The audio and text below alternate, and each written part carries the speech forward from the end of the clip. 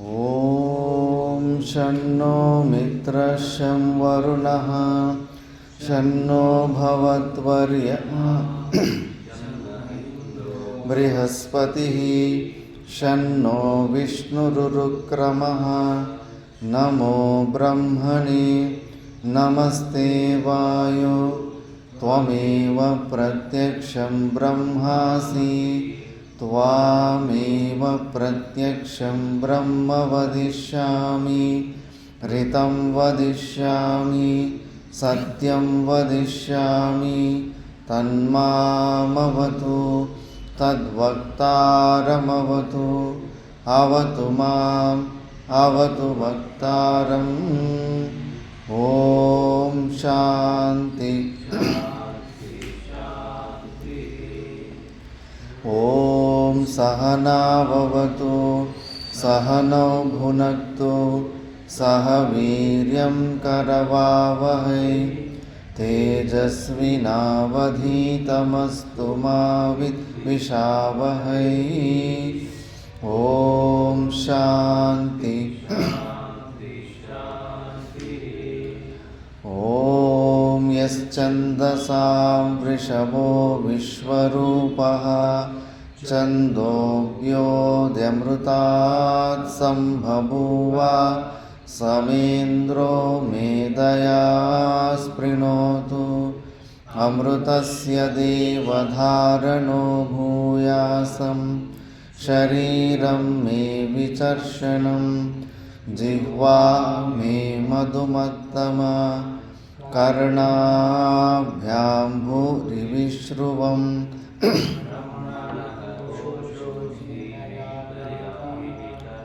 श्रुतं मे गोपाय ॐ शान्ति शान्ति शान्तिः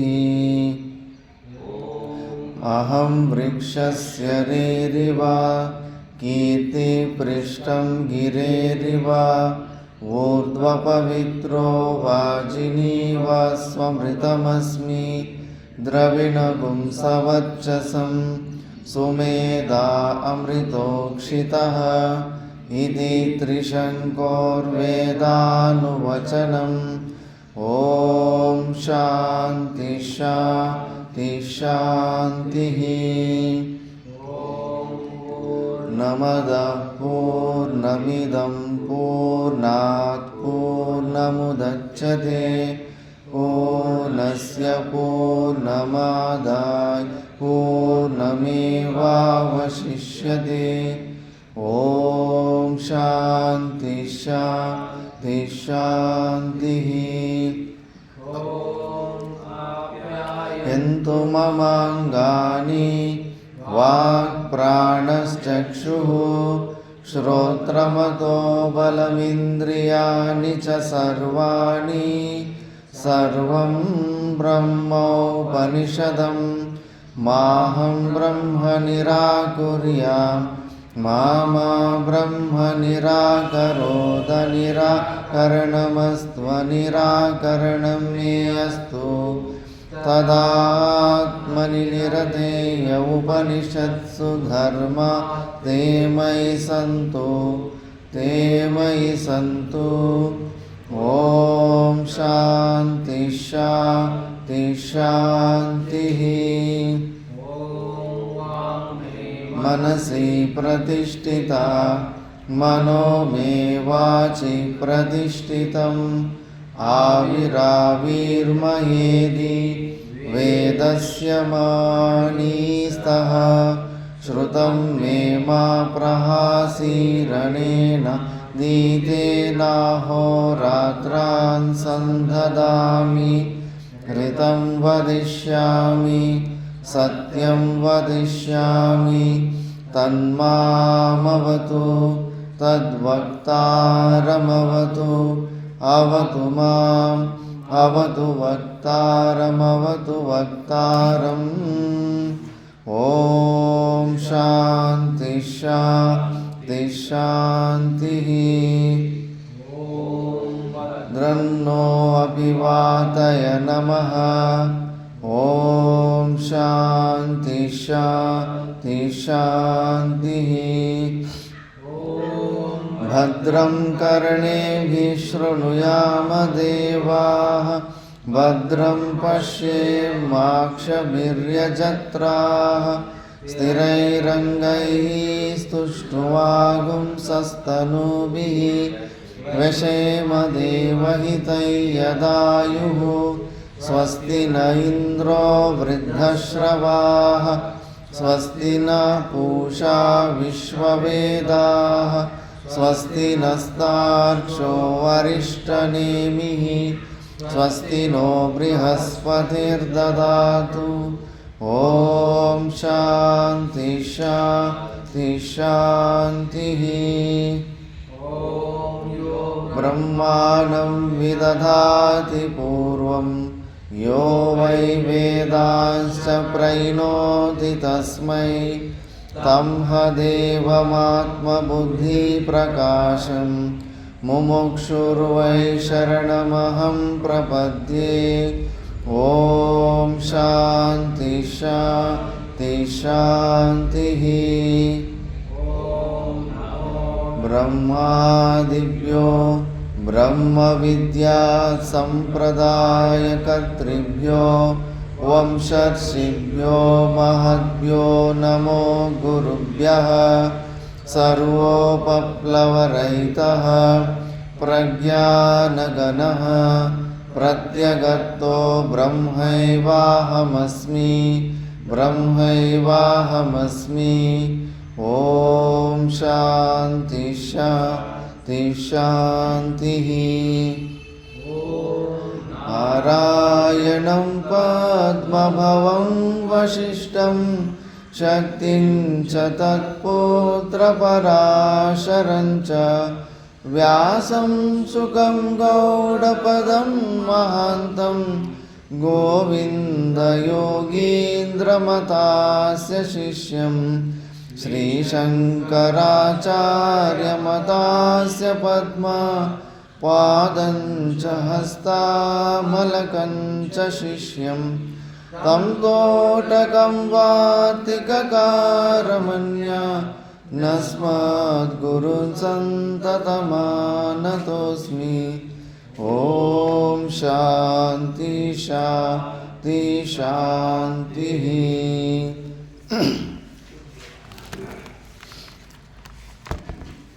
ॐ श्री परमात्मने नमः। अथ द्वितीयोऽध्यायः सांख्ययोगः। संजय उवाच तं तथा कृपयाविष्टम् अश्रुपूर्णाकुलेक्षणं विषीदन्तमिदं वाक्यम् उवाच मधुसूदनः। श्रीभगवानुवाच कुतस्त्वाकश्मलमिदं विषमे समुपस्थितम् अनार्यजुष्टमस्वर्ग्यम् अकीर्तिकरमर्जुन क्लैब्यम् आस्मगमपार्थ नैतत्त्वयुपपद्यते क्षुद्रं हृदय दौर्बल्यं त्यक्त्वोत्तिष्ठ परन्तप। कथं भीष्ममहं संख्ये द्रोणं च मधुसूदन इषुभिः प्रतियोत्स्यामि पूजार्हा वरिसूदन। गुरून् हत्वा हि महानुभाव श्रेयो भोक्तुं वैक्ष्यमपीह लोके। हत्वार्थकामांस्तु गुरूनिहैव भुञ्जीय भोगान् रुधिरप्रदिग्धान् न चैतद्विद्मा कतरन्नो गरीयो यद्वा जयेम यदि वा नो जयेयुः। यानेव हत्वा न जिजीविषामः देव स्थिता प्रमुखे धार्तराष्ट्राः। कार्पण्यदोषोपहतः स्वभावः पृच्छामि त्वां धर्मसम्मूढचेताः। निश्चितं ब्रूहि तन्मे शिष्यस्तेऽहं शाधिमां त्वां प्रपन्नं। न हि प्रपश्यामि ममापनुद्यात् यच्छोकमुच्छोषणमिन्द्रियाणाम्। अवाप्य भूमा वसपत्नमृद्धं राज्यं सुराणामपि चाधिपत्यम्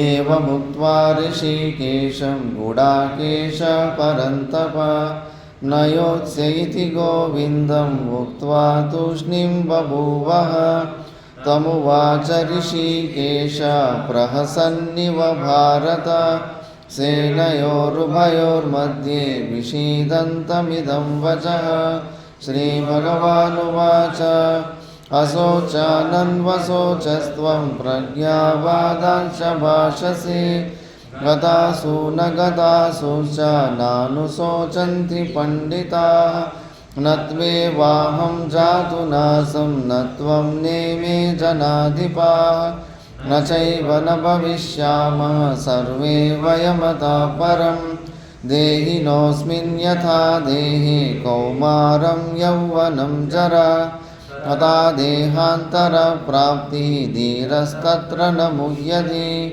मात्रा स्पर्शास्तु कौन्तेय शीतोष्णसुखदुःखदाः आगमापायिनो नित्याः तास्तितीक्षस्व भारत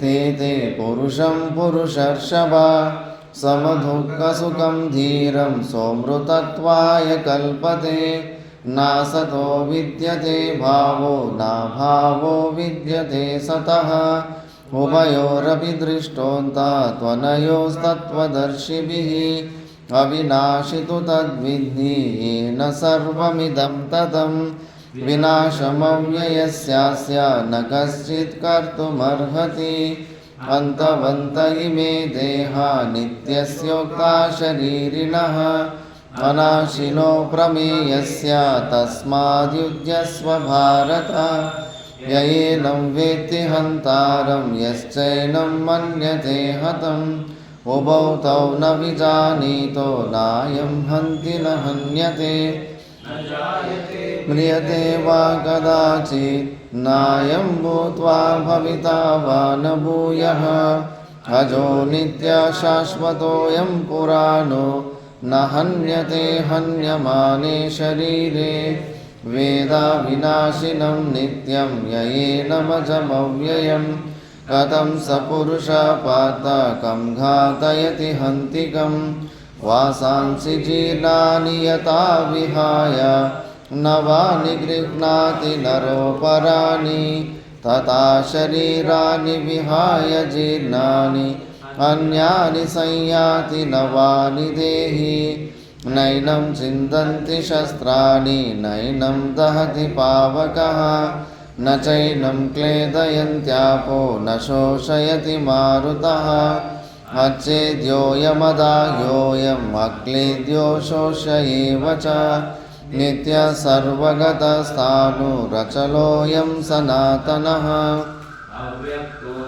चिन्त्योऽयम् अविकार्योऽयमुच्यते तस्मादेवं विदित्वैनं नानुशोचितुमर्हसि अथ चैनं नित्यजातं नित्यं वा मन्यसे मृतं तथापि त्वं महाबाहो नैवं शोचितुमर्हसि जातस्य हि ध्रुवो मृत्यु ध्रुवं जन्म मृतस्य च तस्मादपरिहारेते न त्वं शोचितुमर्हसि अव्यक्तादीनि भूतानि व्यक्तमध्यानि भारत अव्यक्तनिधनान्येव तत्र का परिदेवना आश्चर्यवत् पश्यति कश्चिदेनम् आश्चर्यवद्वदति तथैव चान्यः आश्चर्यवच्चैनमन्यः शृणोति श्रुत्वाप्येनं वेद न चैव कश्चित् नित्यमवध्योऽयं देहे सर्वस्य भारत तस्मात् सर्वाणि भूतानि तत्त्वं शोचितुमर्हसि स्वधर्ममपि चावेक्ष न विकम्पितुमर्हसि धर्म्याधियुद्धात् श्रेयोऽन्यक्षत्रियस्य न विद्यते यदृच्छया चोपपन्नं स्वर्गद्वारमपावृतं सुखिनः क्षत्रिया पार्थ लभन्ते युद्धमीदृशम् अथ चेत्त्वमिमं धर्म्यं सङ्ग्रामं न करिष्यसि ततः स्वधर्मं कीर्तिं च हित्वा पापमवाप्स्यसि अकीर्तिं चापि भूतानि कथयिष्यन्ति ते व्ययाम् सम्भावितस्य च कीर्तिमरणादतिरिच्यते मन्स्यन्ते त्वां महारथाः येषां च त्वं बहुमतो भूत्वा यास्यसि लाघवम् अवाच्यवादाच्च बहून् वदिष्यन्ति तवाहिताः निन्दन्तस्तव सामर्थ्यं ततो दुःखतरं नु किम् अतो वा प्राप्स्यसि स्वर्गं जित्वा वा भोक्ष्यसे महीम् तस्मादुत्तिष्ठ कौन्तेय युद्धाय कृतनिश्चयः सुखदुःखे समे कृत्वा लाभालाभौ जयाजयौ पापमवाप्स्यसि एषा ते विहिता साङ्ख्ये बुद्धिर्योगे त्विमां शृणु बुद्ध्या युक्तो यया पार्थ कर्मबन्धं प्रहास्यसि नेहाभिक्रमनाशोऽस्ति प्रत्यवायो न विद्यते स्वल्पमप्यस्य धर्मस्य त्रायते महतो भयात् व्यवसायात्मिका बुद्धिः एकेह कुरु नन्दन बहुशाखा ह्यनन्ताश्च बुद्धयो व्यवसायिनां यामिमां पुष्पितां वाचं प्रवदन्त्यविपश्चितः वेदवादरता पार्थ नान्यदस्तीति वादिनः कामात्मानः स्वर्गपरा जन्मकर्मफलप्रदां क्रियाविशेषबहुलां भोगैश्वर्यगतिं प्रति भोगैश्वर्यप्रसक्तानां तयापहृतचेतसां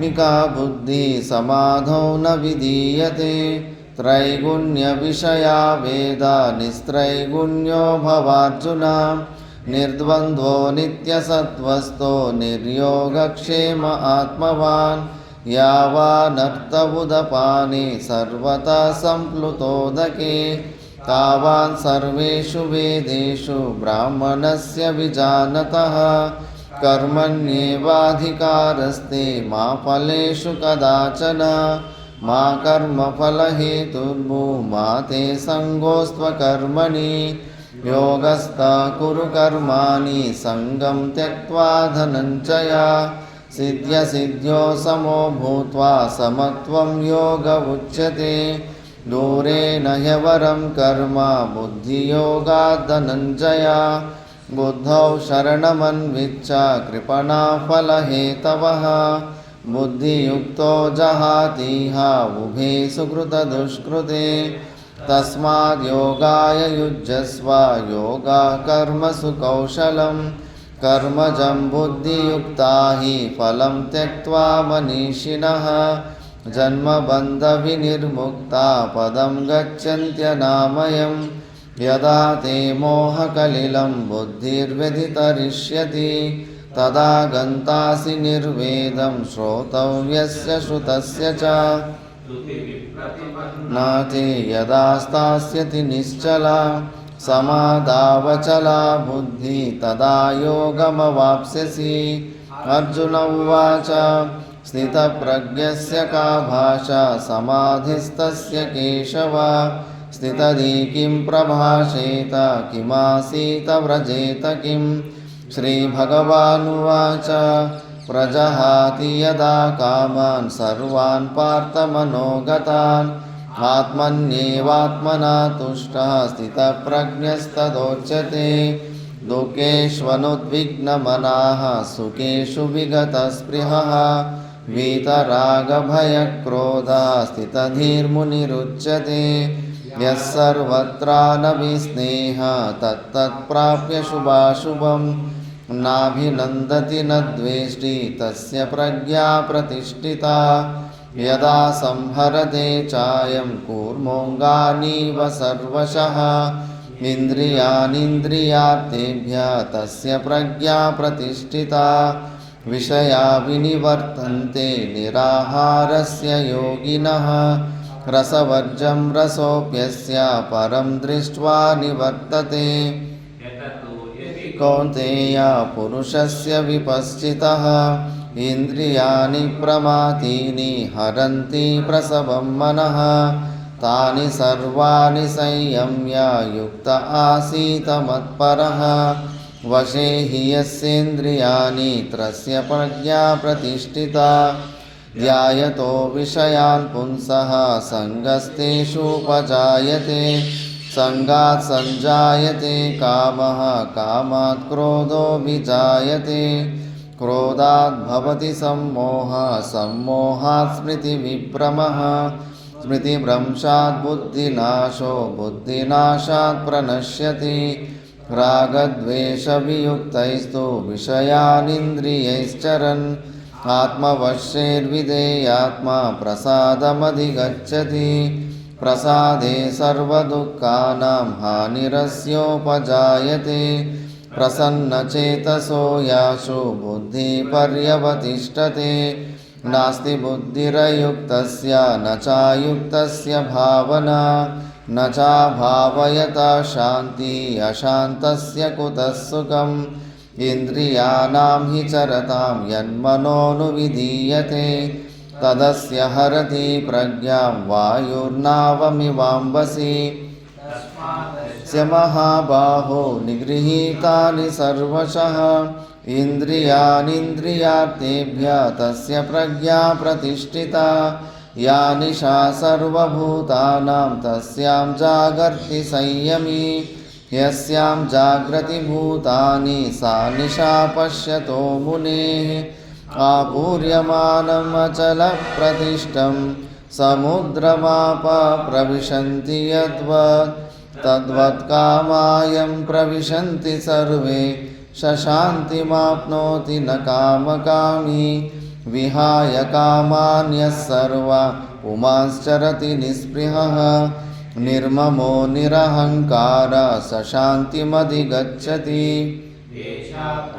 ಸ್ಥಿತಿ ಪಾರ್ಥ ನೈನಾಂ ಪ್ರಾಪ್ಯ ವಿಮುಹ್ಯತೆ ಸ್ಥಿತ್ವಾ ಸ್ಯಾಮಂತಕಾಲೇಪಿ ಬ್ರಹ್ಮನಿರ್ವಾಣಮೃಚ್ಛತಿ ಓಂ ತತ್ಸದಿತಿ ಶ್ರೀಮದ್ಭಗವದ್ಗೀತಾಸು ಉಪನಿಷತ್ಸು ಬ್ರಹ್ಮವಿದ್ಯಾಯಾಂ ಯೋಗಶಾಸ್ತ್ರೇ ಶ್ರೀಕೃಷ್ಣಾರ್ಜುನಸಂವಾದೆ ಸಾಂಖ್ಯಯೋಗೋ ನಾಮ ದ್ವಿತೀಯೋऽಧ್ಯಾಯಃ.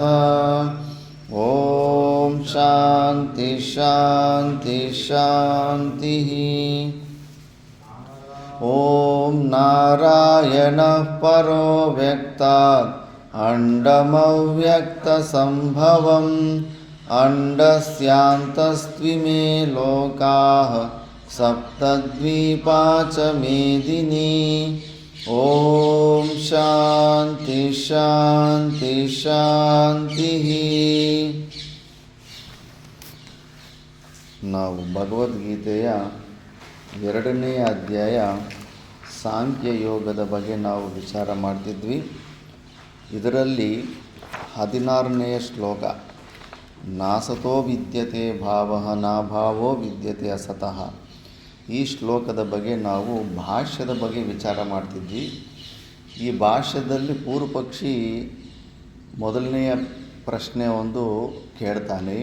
ನಾವು ಮಣ್ಣು ಅನ್ನೋದು ಸತ್ಯ, ಮಡಿಕೆ ಇಟ್ಟಿಗೆ ಇವೆಲ್ಲ ಏನು ಕಾರ್ಯರೂಪದಲ್ಲಿರ್ತವೆ ಅದು ಕಾರಣದಿಂದ ವ್ಯತಿರಿಕ್ತವಾಗಿ ಅದರ ಅಸ್ತಿತ್ವ ಏನು ಇರೋದಿಲ್ಲ. ಕೇವಲ ವ್ಯವಹಾರಕ್ಕೆ ನಾಮರೂಪಗಳು ನಾವು ವ್ಯವಹಾರಕ್ಕೆ ಬಳಸ್ತಾ ಇರ್ತೇವೆ ಅಷ್ಟೇ ಹೊರತು ಅದು ಯಾವುದೇ ಒಂದು ಸಪರೇಟ್ ವಸ್ತು ಅಂತ ನಿರೂಪಣೆ ಆಗೋದಿಲ್ಲ. ಕಾರಣಕ್ಕಿಂತ ಭಿನ್ನವಾಗಿ ಅದನ್ನು ಪ್ರೂವ್ ಮಾಡೋದಕ್ಕೆ ಸಾಧ್ಯವೇ ಇಲ್ಲ. ಆದ್ದರಿಂದ ಅದು ಮಿಥ್ಯಾರೂಪವೇ ಅಂತ ನಾವು ನಿಶ್ಚಯ ಮಾಡ್ಕೋಬೇಕು. ಅದು ಪಾರಮಾರ್ಥಿಕ ಸತ್ಯ ಅಲ್ಲ. ಮಡಿಕೆ ಅನ್ನೋದು ಇಟ್ಟಿಗೆ ಅನ್ನೋದು ಪಾರಮಾರ್ಥಿಕ ಸತ್ಯ, ಅಂದರೆ ವ್ಯಾವಹಾರಿಕ ಸತ್ಯದಲ್ಲಿ ನಿಂತ್ಕೊಂಡಿದ್ದಾಗ. ಮಣ್ಣು ಅನ್ನೋದೇ ಅದು ನಿಜವಾದ ಅದರ ಅಸಲಿ ಸ್ವರೂಪ ಅಂತ. ಆದ್ದರಿಂದ ಪೂರ್ವಪಕ್ಷಿ ಪ್ರಶ್ನೆ ಕೇಳ್ತಾನೆ, ಹಂಗಾದರೆ ಮಡಿಕೆ ಅನ್ನೋದು ಕಾರ್ಯ ಇಲ್ಲವೇ ಇಲ್ಲ ಅಂತೀರ, ಅಸತ್ ಅಂತೀರ ನೀವು. ಅದು ಮಡಿಕೆ ಕೂಡ ಮಣ್ಣು ರೂಪದಲ್ಲೇ ಕಾಣಿಸ್ಬೇಕಿತ್ತಲ್ಲ. ಆ ಶೇಪ್ ಏನು, ಅದರಲ್ಲೊಂದು ನೀರು ತೊಗೊಂಬರೋಂಥ ಕ್ರಿಯಾಕಾರಿತ್ವ, ಆ ಕೆಲಸಕ್ಕೆ ಉಪಯೋಗ ಬರೋ ಅಂಥದ್ದು, ಮತ್ತು ಇದೆಲ್ಲ ಏನು ಕಾಣಿಸ್ಲೇಬಾರ್ದಾಗಿತ್ತಲ್ಲ. ಮಣ್ಣು ಥರನೇ ಕಾಣಿಸ್ಬೇಕಾಗಿತ್ತಲ್ಲ. ಮಡಿಕೆ ಥರ ಇಟ್ಟಿಗೆ ಥರ ಯಾಕೆ ಕಾಣಿಸ್ತು? ಕಂಪ್ಲೀಟ್ ಅದರ ಅಸ್ತಿತ್ವವೇ ಇಲ್ಲ ಅಂದಾಗ ಆವಾಗ ಉತ್ತರ ಕೊಡ್ತಾರೆ, ನೋಡಪ್ಪ, ಹೊರಗಡೆಯ ವಸ್ತುವಿನಲ್ಲಿ ನಾವು ಸತ್ ಅಸತ್ ಅನ್ನೋದು ಹೊರಗಡೆಯ ವಸ್ತುವಿನಲ್ಲಿ ವಿಭಾಗ ಮಾಡಿಲ್ಲ, ನಮ್ಮ ಬುದ್ಧಿ ಒಳಗಡೆ ವಿಭಾಗ ಮಾಡ್ಕೋಬೇಕು ನಾವು. ನಮ್ಮ ಬುದ್ಧಿಯಲ್ಲಿ 2 ಪ್ರಕಾರದ ಬುದ್ಧಿ ಇರ್ತವೆ. ಒಂದು ಸತ್ತನ್ನು ವಿಷಯೀಕರಣ ಮಾಡುತ್ತೆ, ಇನ್ನೊಂದು ಅಸತ್ತನ್ನು ವಿಷಯೀಕರಣ ಮಾಡುತ್ತೆ. ಒಂದು ವಿಶೇಷಣನ ಒಂದು ವಿಶೇಷ್ಯನ ಆಬ್ಜೆಕ್ಟಿಫೈ ಮಾಡ್ತಾ ಇರುತ್ತೆ ನಮ್ಮ ಬುದ್ಧಿ. ಅದರಲ್ಲಿ ಯಾವ ಬುದ್ಧಿ ಕಂಟಿನ್ಯೂಸ್ ಆಗಿ ವಸ್ತುವಿಂದ ವಸ್ತುವನ್ನು ನೋಡಿದಾಗ, ಮೈಕನ್ನು ನೋಡಿದಾಗ, ಟೇಬಲ್ ನೋಡಿದಾಗ, ಪಿಲ್ಲರನ್ನು ನೋಡಿದಾಗ, ಮರವನ್ನು ನೋಡಿದಾಗ, ಯಾವುದೇ ಭಿನ್ನ ಭಿನ್ನವಾದಂಥ ವಸ್ತುಗಳನ್ನು ನೋಡ್ತಾ ಇದ್ದಾಗಲೂ ಕೂಡ ಒಂದು ಬುದ್ಧಿ ಏನದು, ಆ ಬುದ್ಧಿ ಯಾವುದು ವ್ಯಭಿಚಾರವಾಗೋದಿಲ್ಲೋ, ಕಂಟಿನ್ಯೂಸ್ ಆಗಿರುತ್ತೋ ಅದನ್ನು ಸತ್ಬುದ್ಧಿ ಅಂತಾರೆ. ಯಾವ ಬುದ್ಧಿ ವ್ಯಭಿಚಾರ ಆಗ್ತಾ ಇರುತ್ತೋ, ಸ್ವಲ್ಪ ಹೊತ್ತಿದ್ದು ಸ್ವಲ್ಪ ಹೊತ್ತು ಇಲ್ಲದಿರ ಆಗೋದನ್ನು ವ್ಯಭಿಚಾರ ಅಂತಾರೆ.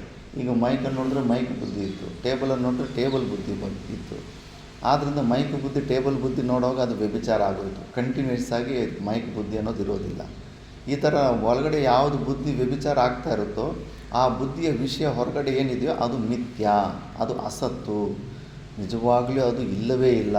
ನೀನು ಪರಮಾರ್ಥಿಕ ಸತ್ಯದಲ್ಲಿ ನಿನಗೆ ಜ್ಞಾನ ಸ್ವರೂಪ ಬಂದಾಗ ನೀನು ಅದನ್ನು ವಿಚಾರ ಮಾಡಿದ್ರೆ ಅದು ನಿನಗೆ ಇಲ್ಲವೇ ಇಲ್ಲ ಅಂತ ನಿರೂಪಣೆ ಆಗುತ್ತೆ.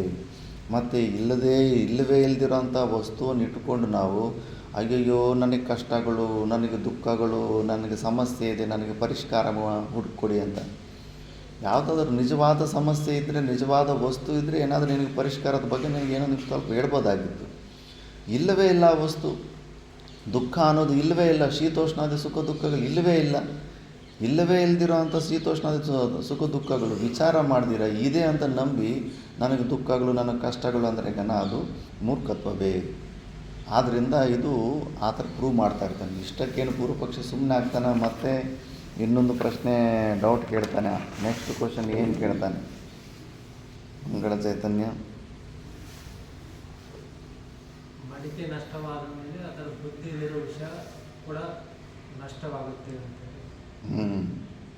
ಇವಾಗ ನಾವು ಮಡಿಕೆ ದೃಷ್ಟಾಂತ ಕೊಟ್ಟಿವಿ. ಮಡಿಕೆ ಇವಾಗ ಬುದ್ಧಿ ಹೊರಗಡೆ ಮಡಿಕೆ ಮತ್ತು ಮಣ್ಣು 2 ವಿಷಯ ಇದೆ. ಮಣ್ಣನ್ನು ವಿಷೀಕರಣ ಅಲ್ಲಿ ಘಟಃ ಸನ್ ಅಂತ, ಮಡಿಕೆ ಇದೆ ಅನ್ನೋದು, ಇದನ್ನು ಸಮಾನಾಧಿಕರಣ ಅಂತಾರೆ. ಒಂದೇ ಅಧಿಕರಣದಲ್ಲಿ 2 ಇದ್ದಾಗ ಅದನ್ನು ಸಮಾನಾಧಿಕರಣ ಅಂತಾರೆ. ಈಗ ನಮ್ಮೆಲ್ಲರಿಗೂ ಅಧಿಕರಣ ಏನು? ಈ ಹಾಲು. ಈ ಹಾಲು ನಮ್ಮೆಲ್ಲರಿಗೂ ಅಧಿಕರಣ. ಅದಕ್ಕೆ ನನಗೆ ಸಮಾನಾಧಿಕರಣದಲ್ಲಿ ನೀವಿದ್ದೀರ, ನಿಮಗೆ ಸಮಾನಾಧಿಕರಣದಲ್ಲಿ ನಾನಿದ್ದೀನಿ ಅಂತ.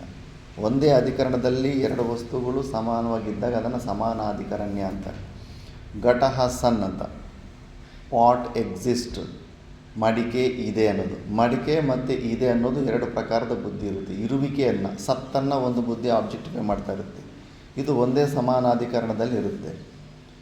ಇವಾಗ ಆ ಪೂರ್ವಪಕ್ಷಿ ಏನು ಕೇಳ್ತಾ ಇದ್ದಾನೆ, ನೀ 2 ಬುದ್ಧಿಗಳನ್ನಿಟ್ಕೊಂಡು ನಮಗೆ ಉತ್ತರ ಕೊಟ್ಟರಲ್ಲ, ಅದರಲ್ಲಿ ಘಟೇ ವಿನಷ್ಟೇ ಘಟಬುದ್ಧೌ ವ್ಯಭಿಚರಂತ್ಯಾಂ ಸದ್ಬುದ್ಧಿಯಪಿ ವ್ಯಭಿಚರತೀತಿ ಚೇತ್.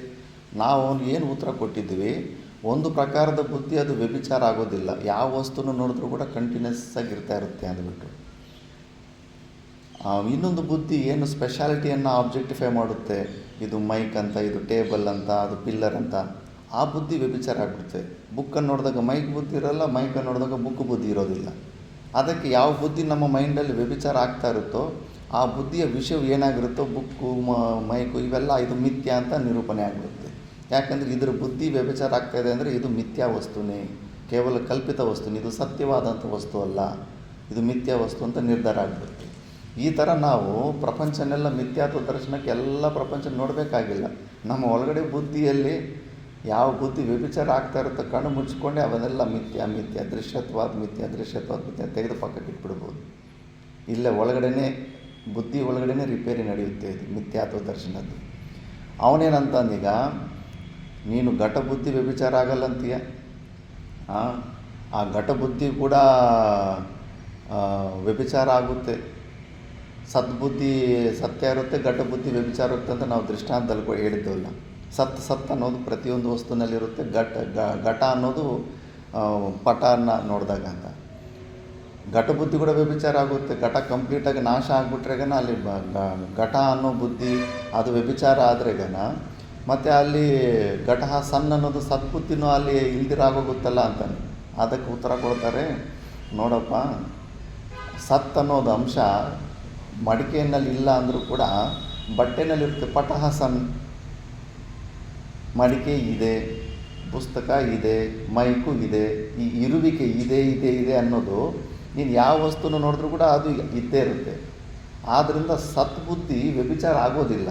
ಮಡಿಕೆ ಇರಲಿ, ಮಡಿಕೆ ನಷ್ಟ ಆಗಲಿ, ಕಂಪ್ಲೀಟ್ ಪ್ರಪಂಚದಲ್ಲಿ ಮಡಿಕೆಗಳು ಇಲ್ದಿರ ಆಗೋಗ್ಬಿಟ್ರು ಕೂಡ ಬೇರೆ ವಸ್ತುಗಳೆಲ್ಲ ಅದು ಸತ್ ಅನ್ನೋದು ಇದ್ದೇ ಇರುತ್ತೆ. ಆ ಬುದ್ಧಿ ಅದು ವ್ಯಭಿಚಾರ, ಯಾಕಂದರೆ ಅದು ವ್ಯಾಪಕವಾದಂಥ ಸಮಾನಾಧಿಕರಣ. ಮತ್ತು ಪೂರ್ವ ಪಕ್ಷಿ ಇನ್ನೊಂದು ಯುಕ್ತಿಯಿಂದ ಬರ್ತಾನೆ, ಇಲ್ಲ ಇಲ್ಲ, ಸಮಾನಾಧಿಕರಣದಲ್ಲೂ ಎರಡು ಪ್ರಕಾರದ ಬುದ್ಧಿಗಳು ವ್ಯಭಿಚಾರ ಆಗುತ್ತೆ, ಕಂಟಿನ್ಯೂಸ್ ಆಗಿರಲ್ಲ ಅಂತ. ಹೆಂಗೆ ಅಂದ್ರೆಗನ ನೀಲೋತ್ಪಲಹ, ಬ್ಲೂ ಲೋಟಸ್ ಅಂದ್ಬಿಟ್ಟು, ಅಲ್ಲಿ ನೀಲೋತ್ಪಲಹ ಅಂದಾಗ ನೀಲ ಕಲ್ಲರ್ ಒಂದು ಬುದ್ಧಿ, ಕಲ್ಲರನ್ನು ಒಂದು, ಮತ್ತು ಲೋಟಸ್ ಬುದ್ಧಿ, ಈ ಎರಡು ಬುದ್ಧಿಯನ್ನು ಅದು ಗ್ರಹಣೆ ಮಾಡುತ್ತೆ. ಈಗ ಶ್ವೇತೋತ್ಪಲ ವೈಟ್ ಲೋಟಸನ್ನು ನೋಡಿದಾಗ ಬ್ಲೂ ಕಲರ್ ಹೋಯ್ತಾ ಇಲ್ಲ, ಮತ್ತು ವೈಟ್ ಲೋಟಸ್ ಮತ್ತು ಈಗ ಬ್ಲೂ ಟೇಬಲ್ ಅಂದಾಗ ಲೋಟಸ್ ಬುದ್ಧಿ ಹೋಯ್ತಾ ಇಲ್ಲ, ಬ್ಲೂ ಕಲರ್ ಹಂಗೆ ಇದೆ. ಅಂದರೆ ಅದರಲ್ಲಿ ಬ್ಲೂ ಕಲ್ಲರು ಮತ್ತು ಲೋಟಸ್ ಬುದ್ಧಿ, ಒಂದು ಬುದ್ಧಿ ಬ್ಲೂ ಕಲ್ಲರನ್ನು ನೋಡ್ತಾ ಇದೆ, ಇನ್ನೊಂದು ಲೋಟಸನ್ನು ನೋಡ್ತಾ ಇದೆ. ವೈಟ್ ಲೋಟಸನ್ನು ನೋಡಿದಾಗ ಬ್ಲೂ ಕಲರು ವ್ಯಭಿಚಾರ ಆಗೋಯಿತು. ಬ್ಲೂ ಕಲರ್ ಟೇಬಲನ್ನು ನೋಡಿದಾಗ ಲೋಟಸ್ ಇಲ್ಲ, ಅದು ಬ್ಲೂ ಕಲರ್ ಟೇಬಲಲ್ಲಿ ಲೋಟಸ್ ಇಲ್ಲ, ಲೋಟಸ್ ಬುದ್ಧಿನೂ ಹೊಟ್ಟೋಯ್ತು. ಮತ್ತು ಒಂದೇ ಸಮಾನಾಧಿಕಾರದಲ್ಲಿ ಎರಡೂ ಬುದ್ಧಿಗಳು ವ್ಯಭಿಚಾರ ಆಗ್ತಾಯಿದ್ದಲ್ಲ, ಕಂಟಿನ್ಯೂಸ್ ಆಗಿ ಇರ್ತಾ ಇಲ್ವಲ್ಲ ಅಂತಾರೆ. ಆವಾಗ ಉತ್ತರ ಕೊಡ್ತಾನೆ, ನೋಡಪ್ಪ, ನೀನು ಕೊಟ್ಟಿರೋ ದೃಷ್ಟಾಂತದಲ್ಲಿ ಅದು ಗೌಣ ಸಮಾನಾಧಿಕರಣ. ಶ್ವೇತಫಲ, ಬ್ಲೂ ಲೋಟಸ್, ವೈಟ್ ಲೋಟಸ್ ಅನ್ನೋದಲ್ಲ, ಅದು ಮುಖ್ಯವಾದ ಸಮಾನಾಧಿಕರಣ ಅಲ್ಲ. ಮುಖ್ಯ ಸಮಾನಾಧಿಕರಣದಲ್ಲಿ ಕೇವಲ ಸಚ್ಚಿದಾನಂದ ಸ್ವರೂಪನ ಸತ್ತು ಮಾತ್ರನೇ ಇರುತ್ತೆ. ಅದೊಂದೇ ತಾನೇ ನಿಜವಾದ ಆಧಾರ ಪ್ರಪಂಚದಲ್ಲಿ. ಮಿಕ್ಕಿದ ಎಲ್ಲ, ಈಗ ನಮಗಿದು ಗ್ರಾನೈಟ್ ಆಧಾರ, ಈ ಗ್ರಾನೈಟಿಗೆ ಯಾವುದು ಆಧಾರ? ಪೃಥ್ವಿಗೆ ಯಾವ್ದು ಆಧಾರ? ಆದಿಶೇಷನಿಗೆ ಯಾವ್ದು ಆಧಾರ? ಆಕಾಶಕ್ಕೆ ಆಧಾರ ಯಾವುದು? ಸಚ್ಚಿದಾನಂದ ಸ್ವರೂಪ ಪರಮಾತ್ಮ, ಸತ್ತು. ಆದ್ದರಿಂದ ಅದರ ಮೇಲೆ ಇರೋ ಆಧಾರಗಳೆಲ್ಲ ಕೂಡ ಅವೆಲ್ಲ ಗೌಣ, ನಿಜವಾದ ಅಧಿಕರಣಗಳೆಲ್ಲ, ಅವೆಲ್ಲ ಗೌಣ ಅಧಿಕರಣಗಳು, ಗೌಣ ಸಮಾನಾಧಿಕರಣಗಳು. ಆ ಥರ ನಿಷ್ಠ ಅಲ್ಲ. ಅದಕ್ಕೆ ನೀವು ಕೊಟ್ಟಿರೋ ದೃಷ್ಟಾಂತಕ್ಕೂ ನಮ್ಮದು ಘಟಃ ಸನ್ ಅನ್ನೋದು, ಸತ್ ಅನ್ನೋ ಬುದ್ಧಿ ಇಂಥ ವಸ್ತುವಲ್ಲಿ ಇಲ್ಲ ಅಂತೇಳಿ. ಎಕ್ಸಿಸ್ಟೆನ್ಸ್ ಯಾವುದಾದ್ರೂ ಒಂದು ವಸ್ತು ಇದೆ ಅಂದರೆ ಅದು ಇದೆ ಅಂತ, ಅದು ಎಕ್ಸಿಸ್ಟ್ ಆಗ್ತಾ ಇದೆ, ಅದರ ಇರುವಿಕೆ ಅನ್ನೋದು ಕಂಪಲ್ಸರಿ ಇದ್ದೇ ಇರುತ್ತೆ. ಆಕಾಶ ಸನ್, ಬಸ್ ಸನ್, ಟೂ ವೀಲರ್ ಸನ್, ಮೈಕ್ ಸನ್, ಟೇಬಲ್ ಸನ್, ಎಲ್ಲದರಲ್ಲೂ ಸತ್ ಅನ್ನೋದು ಇರುವಿಕೆ ಅನ್ನೋದು ಕಂಪಲ್ಸರಿ ಇದ್ದೇ ಇರುತ್ತೆ. ಯಾವ ವಸ್ತುನು ನೋಡಿದ್ರೂ ಕೂಡ ಆ ಪರಮಾತ್ಮನ ಸತ್ ಅಂಶ ಅನ್ನೋದು ವ್ಯಭಿಚಾರ ಆಗೋದೇ ಇಲ್ಲ ಅಂತ ಇಲ್ಲಿ ಉತ್ತರ ಕೊಡ್ತಾನೆ. ಆದ್ದರಿಂದ ಯೋಚನೆ ಮಾಡಬೇಕು, ಎಷ್ಟು ಸೀರಿಯಸ್ ಆಗಿ ನಾವು ಮೂರ್ಖರ ಥರ ರಿಯಾಕ್ಟ್ ಆಗಿಬಿಡ್ತಾ ಇರ್ತೀವಿ. ಯುಕ್ತಿಯಿಂದ ಸಿದ್ಧ ಆಗ್ತಾಯಿದೆ. ಒಂದು ನಮ್ಮ ಬುದ್ಧಿ ಒಳಗಡೆ ಕಂಟಿನ್ಯೂಸ್ ಆಗಿ ಒಂದು ಪರಮಾತ್ಮನ ಅಂಶ ಬಿಟ್ಟರೆ ಮಿಕ್ಕಿದ ಎಲ್ಲ ಬುದ್ಧಿಗಳು ಕೂಡ ವ್ಯಭಿಚಾರ ಆಗ್ತಾಯಿದೆ. ಯಾವ ಬುದ್ಧಿನೂ ಕಂಟಿನ್ಯೂಸ್ ಆಗಿ ಇರ್ತಾ ಇಲ್ಲ. ಮೈಕ್ ನೋಡಿದಾಗ ಮೈಕ್ ಬುದ್ಧಿ, ಬುಕ್ಕ ನೋಡಿದಾಗ ಬುಕ್ ಬುದ್ಧಿ, ಎಲ್ಲ ಬುದ್ಧಿಗಳು ಯಾವುದೇ ನಿನಗೆ ಪ್ರಪಂಚದಲ್ಲಿ ಎಷ್ಟು ವಸ್ತುಗಳ ಜ್ಞಾನ ಇದೆ, ಎಲ್ಲ ವಸ್ತುಗಳನ್ನ ಯೋಚನೆ ಮಾಡಿ, ಆ ವಸ್ತುವಿನ ಜ್ಞಾನ ಕಂಟಿನ್ಯೂಸ್ ಆಗಿರೋದಿಲ್ಲ, ವ್ಯಭಿಚಾರ ಆಗ್ತಾನೇ ಇದೆ. ಆದ್ದರಿಂದ ಈಸಿಯಾಗಿ ಇವೆಲ್ಲವೂ ಕೂಡ ಮಿಥ್ಯಾ, ಕಲ್ಪಿತವಾಗಿದೆ, ಕೇವಲ ನಾಮ ರೂಪ ಅಷ್ಟೇ. ಅದು ಸಪ್ರೇಟಾಗಿ ಒಂದು ಸಪ್ರೇಟ್ ವಸ್ತು ಇಲ್ಲ. ಇಲ್ಲಾಂದರೆ ಮಡಿಕೆ, ಇಟ್ಟಿಗೆ ಇವೆಲ್ಲ ಏನದು? ಅದರಲ್ಲಿ ಮಣ್ಣಿನ ಭಾಗ ತೆಗೆದುಬಿಟ್ರೆ ಏನಾದರೂ ಒಂದು ಚೂರು ಉಳಿಯುತ್ತಾ? ಸಪ್ರೇಟಾಗಿ ಅದನ್ನು ತೋರಿಸೋಣ ಅಂತ ಆ ಶೇಪು, ಆ ಹೆಸರು ಎಲ್ಲಾದರೂ ನಿಲ್ಲೋದಕ್ಕೆ ಸಾಧ್ಯ ಇದೆನಾ? ಇಲ್ಲವೇ ಇಲ್ಲ. ಈ ಪ್ರಪಂಚ ಎಷ್ಟೇ ವೆರೈಟಿಗಳು ಕಾಣಿಸ್ಲಿ, ಬೆಟ್ಟಗಳು, ನದಿಗಳು, ಮರಗಳು, ಏನೇನು ಎಷ್ಟು ವೆರೈಟಿಯಲ್ಲಿ ಕಾಣಿಸಿದ್ರೂ ಕೂಡ ಅದು ಮೇಯ್ನು ಸತ್ತಂಶನೇ ನಿಜವಾದ ಎಕ್ಸಿಸ್ಟೆನ್ಸು. ಸರ್ವಂ ಬ್ರಹ್ಮಮಯಂ ಅಂದರೆ ಈ ರೀತಿಯಲ್ಲಿ ಹೇಳಿರೋದು. ಅಧಿಕರಣಕ್ಕಿಂತ ಕಾರಣಕ್ಕಿಂತ ಕಾರ್ಯಗೆ ಸಪರೇಟಾಗಿ ಎಕ್ಸಿಸ್ಟೆನ್ಸ್ ಇಲ್ಲವೇ ಇಲ್ಲ. ನಮಗಿಂತ, ನಮ್ಮ ಸ್ವರೂಪಕ್ಕಿಂತ ಭಿನ್ನವಾದದ್ದು ಪ್ರಪಂಚದಲ್ಲಿ ಇಲ್ಲವೇ ಇಲ್ಲ. ಯಾರನ್ನು ನಾವು ದ್ವೇಷ ಮಾಡಬೇಕು, ಯಾರ ಜೊತೆ ಜಗಳ ಆಡಬೇಕು, ಎಲ್ಲವೂ ನಾವೇ ಆಗಿದ್ದೀವಿ. ಆ ಜ್ಞಾನನ ನಾವು ತಿಳ್ಕೋಬೇಕು. ಎಲ್ಲವೂ ನಮ್ಮ ಒಂದು ಪ್ರೊಜೆಕ್ಷನ್ನೇ ಆಗಿದೆ. ಇರೋದು ಒಂದೇ ಸತ್ವವಸ್ತು. ಆ ಸತ್ವವಸ್ತು ಮಿಕ್ಕಿದ್ದೆಲ್ಲ ನಾಮರೂಪಾತ್ಮಕವಾದಂಥ ಜಗತ್ತು ಸುಮ್ಮನೆ ವ್ಯವಹಾರದಲ್ಲಿ ಯೂಸ್ ಮಾಡ್ಕೊತಾ ಇದ್ದೀವಿ. ಅದಕ್ಕೆ ಸಪ್ರೇಟಾಗಿ ಇದರಲ್ಲಿ ಸಚ್ಚಿದಾನಂದ ಅಂಶ ಪರಮಾತ್ಮನ ಅಂಶ ತೆಗೆದುಬಿಟ್ರೆ ನಾವು ಈ ಜಡವಾದಂಥ ಈ ಪ್ರಪಂಚ ನಿಲ್ಲೋದಕ್ಕೆ ಎಲ್ಲೂ ಆಸ್ಕಾರನೇ ಇರೋದಿಲ್ಲ. ಹೇಗೆ ಮಡಿಕೆಯಲ್ಲಿ ಇಟ್ಟಿಗೆನಲ್ಲಿ ಮಣ್ಣಿನ ಭಾಗ ತೆಗೆದುಬಿಟ್ರೆ ಆ ಶೇಪು ಆ ಹೆಸರು ಎಲ್ಲೂ ನಿಲ್ಲೋದಕ್ಕೆ ಸಾಧ್ಯನೇ ಇಲ್ಲ, ಅಸ್ತಿತ್ವವೇ ಇರೋದಿಲ್ಲ. ಅದೇ ಈ ಪ್ರಪಂಚಕ್ಕೆ ಕೂಡ ನಮ್ಮ ಪರಮಾತ್ಮ ಅಂಶ ಬಿಟ್ಟರೆ ಈ ಪ್ರಪಂಚಕ್ಕೆ ಎಲ್ಲೂ ಅಸ್ತಿತ್ವವೇ ಇಲ್ಲ. ಅದಕ್ಕೆ ಓಂಕಾರದಲ್ಲಿ ಇವೆಲ್ಲ ಲಯ ಆಗಿಬಿಡ್ತವೆ. ಓಂಕಾರ ಅಗ್ರಿಗೇಟ್ ಆಫ್ ಸೌಂಡ್ಸ್ ಅಂತಾರೆ. ಪೂರ್ತಿ ಬಾಯಿ ತೆಗೆದುಬಿಟ್ಟು ಉಚ್ಚಾರಣೆ ಮಾಡಿದ್ರೆ ಆ ಅಂತ ಬರುತ್ತೆ. ಪೂರ್ತಿ ಮುಚ್ಕೊಂಡ್ಬಿಟ್ಟು ಒಳಗಡೆಯಿಂದ ಪ್ರಾಣವಾಯುನ ಹೊರಗಡೆ ಬಿಟ್ಟರೆ ಅಂತ ಮಕಾರ ಬರುತ್ತೆ. ಅರ್ಧ ಓಪನ್ ಮಾಡಿದ್ರೆ ಊ ಅಂತ ಬರುತ್ತೆ. ನಾ ಒಳಗಡೆಯಿಂದ ಬರೋ ಪ್ರಾಣವಾಯುವಿನ ಸೌಂಡ್ಸನ್ನು ಈ ಮೂರನ್ನ ಅಗ್ರಿಗೇಟೇ ಓಂಕಾರ. ಆ ಊ ಮಕಾರ ಓಂ ಅಂದ್ಬಿಟ್ಟು ಎಲ್ಲವೂ ಹೆಂಗೆ ಓಂಕಾರದಲ್ಲಿ ಹೆಂಗೆ ಲಯ ಆಗಿಬಿಡುತ್ತಂದರೆ ವಿವೇಕದಿಂದ ಲಯ ಮಾಡ್ಕೋಬೇಕು. ಸೌಂಡ್ಸಿಗೆ ಎಲ್ಲ ಪ್ರತಿಯೊಂದು ಪ್ರಪಂಚದಲ್ಲಿ ನೀನು ವಸ್ತು ನೋಡ್ತಾ ಇದೆಯೋ ಅದು ಕೇವಲ ಹೆಸರೇ ತಾನೆ. ನಾಮ ಮತ್ತು ಒಂದು ಶೇಪು, ರೂಪಗಳು, ನಾಮ ಮತ್ತು ರೂಪಗಳು. ಆ ಎಷ್ಟು ಹೆಸರುಗಳಿರಲಿಕ್ಕೆ ಎಲ್ಲ ಹೆಸರುಗಳು ಶಬ್ದದಿಂದನೇ ಉತ್ಪತ್ತಿ ಆಗಿರೋದು. ಮೈಕು, ಟೇಬಲು ಇವೆಲ್ಲ ನಾವು ಬಾಯಿಂದ ಉಚ್ಚಾರಣೆ ಮಾಡ್ತಾ ಇರೋ ಶಬ್ದಗಳೇ ತಾನೆ, ನಾಮನೇ ತಾನೆ. ಮತ್ತು ಇದಕ್ಕೊಂದು ಶೇಪು. ಆ ನಾಮಗಳು, ಎಲ್ಲ ನಾಮಗಳು ಮೇಯ್ನ್ ಸೌಂಡು ಓಂಕಾರದಿಂದನೇ ಉತ್ಪನ್ನ ಆಗಿದೆ. ಒಳಗಡೆಯಿಂದ ನಾಭಿಯಿಂದ ಪ್ರಾಣವಾಯು ಕತ್ತಿಗೆ ಇಲ್ಲಿ ಟಚ್ ಆದಾಗ ಕವರ್ಗ, ಅಕುಹ ವಿಸರ್ಜನೀಯ ಕಂಟಕ, ಹಕಾರ ಕ ಮತ್ತು ಹಕಾರ ವಿಸರ್ಗ.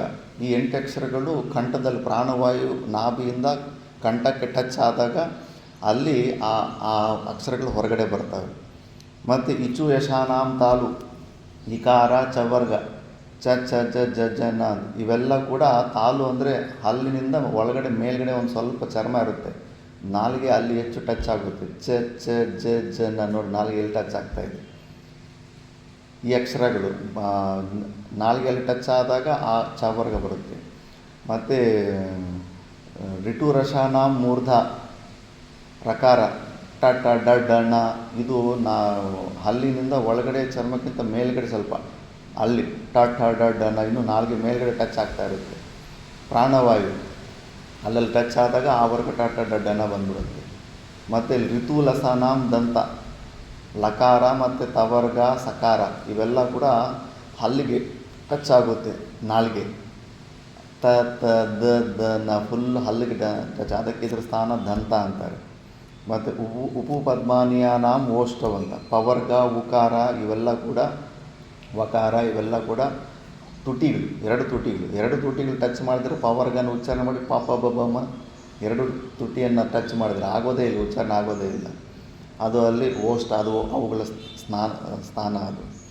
ಇದೇ ಥರ ಎಲ್ಲ ಅಕ್ಷರಗಳು ಒಳಗಡೆಯಿಂದ ಬರೋ ಸೌಂಡು, ಎಲ್ಲ ಸೌಂಡಿನ ಮೇನ್ ಅಗ್ರಿಗೇಟು ಓಂಕಾರನೇ. ಮತ್ತು ನೀನು ಹೊರಗಡೆ ಏನೆಲ್ಲ ಪ್ರಪಂಚದಲ್ಲಿ ಹೆಸರು ಕೊಟ್ಟಿದೆಯೋ ಈ ಶಬ್ದಗಳಿಂದನೇ ಕೊಟ್ಟಿದೆಯಾ. ಆ ಶಬ್ದಗಳ ಮೂಲ ರೂಪ ಓಂಕಾರ, ಮೊದಲನೇ ಸೌಂಡು. ಆ ಸೌಂಡ್ ಈ ನಾಮರೂಪಗಳು ಏನು ಆ ಓಂಕಾರ ಮೇಯ್ನ್ ಸೌಂಡಿಗೆ ಒಳಗಡೆಯಿಂದ ಸೌಂಡ್ ಇದ್ರೇ ತಾನೇ ಅದರಿಂದ ಮತ್ತೆ ಸಪ್ರೇಟ್ ಸೌಂಡ್ ಇರೋ ಎಲ್ಲ ವೆರೈಟಿ ಉತ್ಪನ್ನ ಆಗೋದು. ಆದ್ದರಿಂದ ಆ ಎಲ್ಲ ನಾಮಗಳನ್ನೆಲ್ಲ ಓಂಕಾರಕ್ಕಿಂತ ಭಿನ್ನವಾಗಿ ಇಲ್ಲವೇ ಇಲ್ಲ. ಮತ್ತು ಆ ನಾಮರೂಪಗಳು ಶಬ್ದಗಳು ಬಿಟ್ಟರೆ ಇನ್ನು ಪ್ರಪಂಚದಲ್ಲಿ ಇನ್ನೇನು ಉಳಿದಿದೆ. ಆ ಶೇಪುಗಳೇನು ಚಕ್ಷುರಿದ್ರೆ ಸುಮ್ಮನೆ ಅದು ಪ್ರತೀತಿ ಮಾತ್ರ ಅಷ್ಟೇ.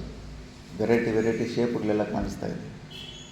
ಅವನ್ನು ಕೂಡ ಅಷ್ಟು ವಿವೇಚನದಿಂದ ನಾಮರೂಪಗಳನ್ನು ಆ ಓಂಕಾರದಲ್ಲಿ ಲಯ ಮಾಡ್ಕೊಂಡ್ಬಿಟ್ಟು ಒಂದು ಓಂಕಾರ ಉಚ್ಚಾರಣೆ ಮತ್ತು ಇನ್ನೊಂದು ಓಂಕಾರದ ಉಚ್ಚಾರಣೆ ಮಧ್ಯದಲ್ಲಿ ಸುಷುಪ್ತಿಯ ಇದು ತುರಿಯ ಅವಸ್ಥೆ ಏನಿದೆಯೋ ಅಲ್ಲಿ ಪ್ರಾಣವಾಯು ಓಂಕಾರದ ಚಿಂತನೆ ಮಾಡ್ತಾ ಸಂಪೂರ್ಣ ಜಗತ್ತು ನನ್ನ ಸ್ವರೂಪಕ್ಕಿಂತ ಭಿನ್ನವಾದಿಲ್ವೇ ಇಲ್ಲ. ಈ ಕಾರ್ಯರೂಪದಲ್ಲಿ ವೆರೈಟಿಯಾಗಿ ಹೆಸರುಗಳು ಶೇಪುಗಳು ಇರುವಂಥ ಈ ಪ್ರಪಂಚ ಎಲ್ಲ ಕೇವಲ ಸಚ್ಚಿದಾನಂದ ಸ್ವರೂಪವೇ ಆಗಿದೆ.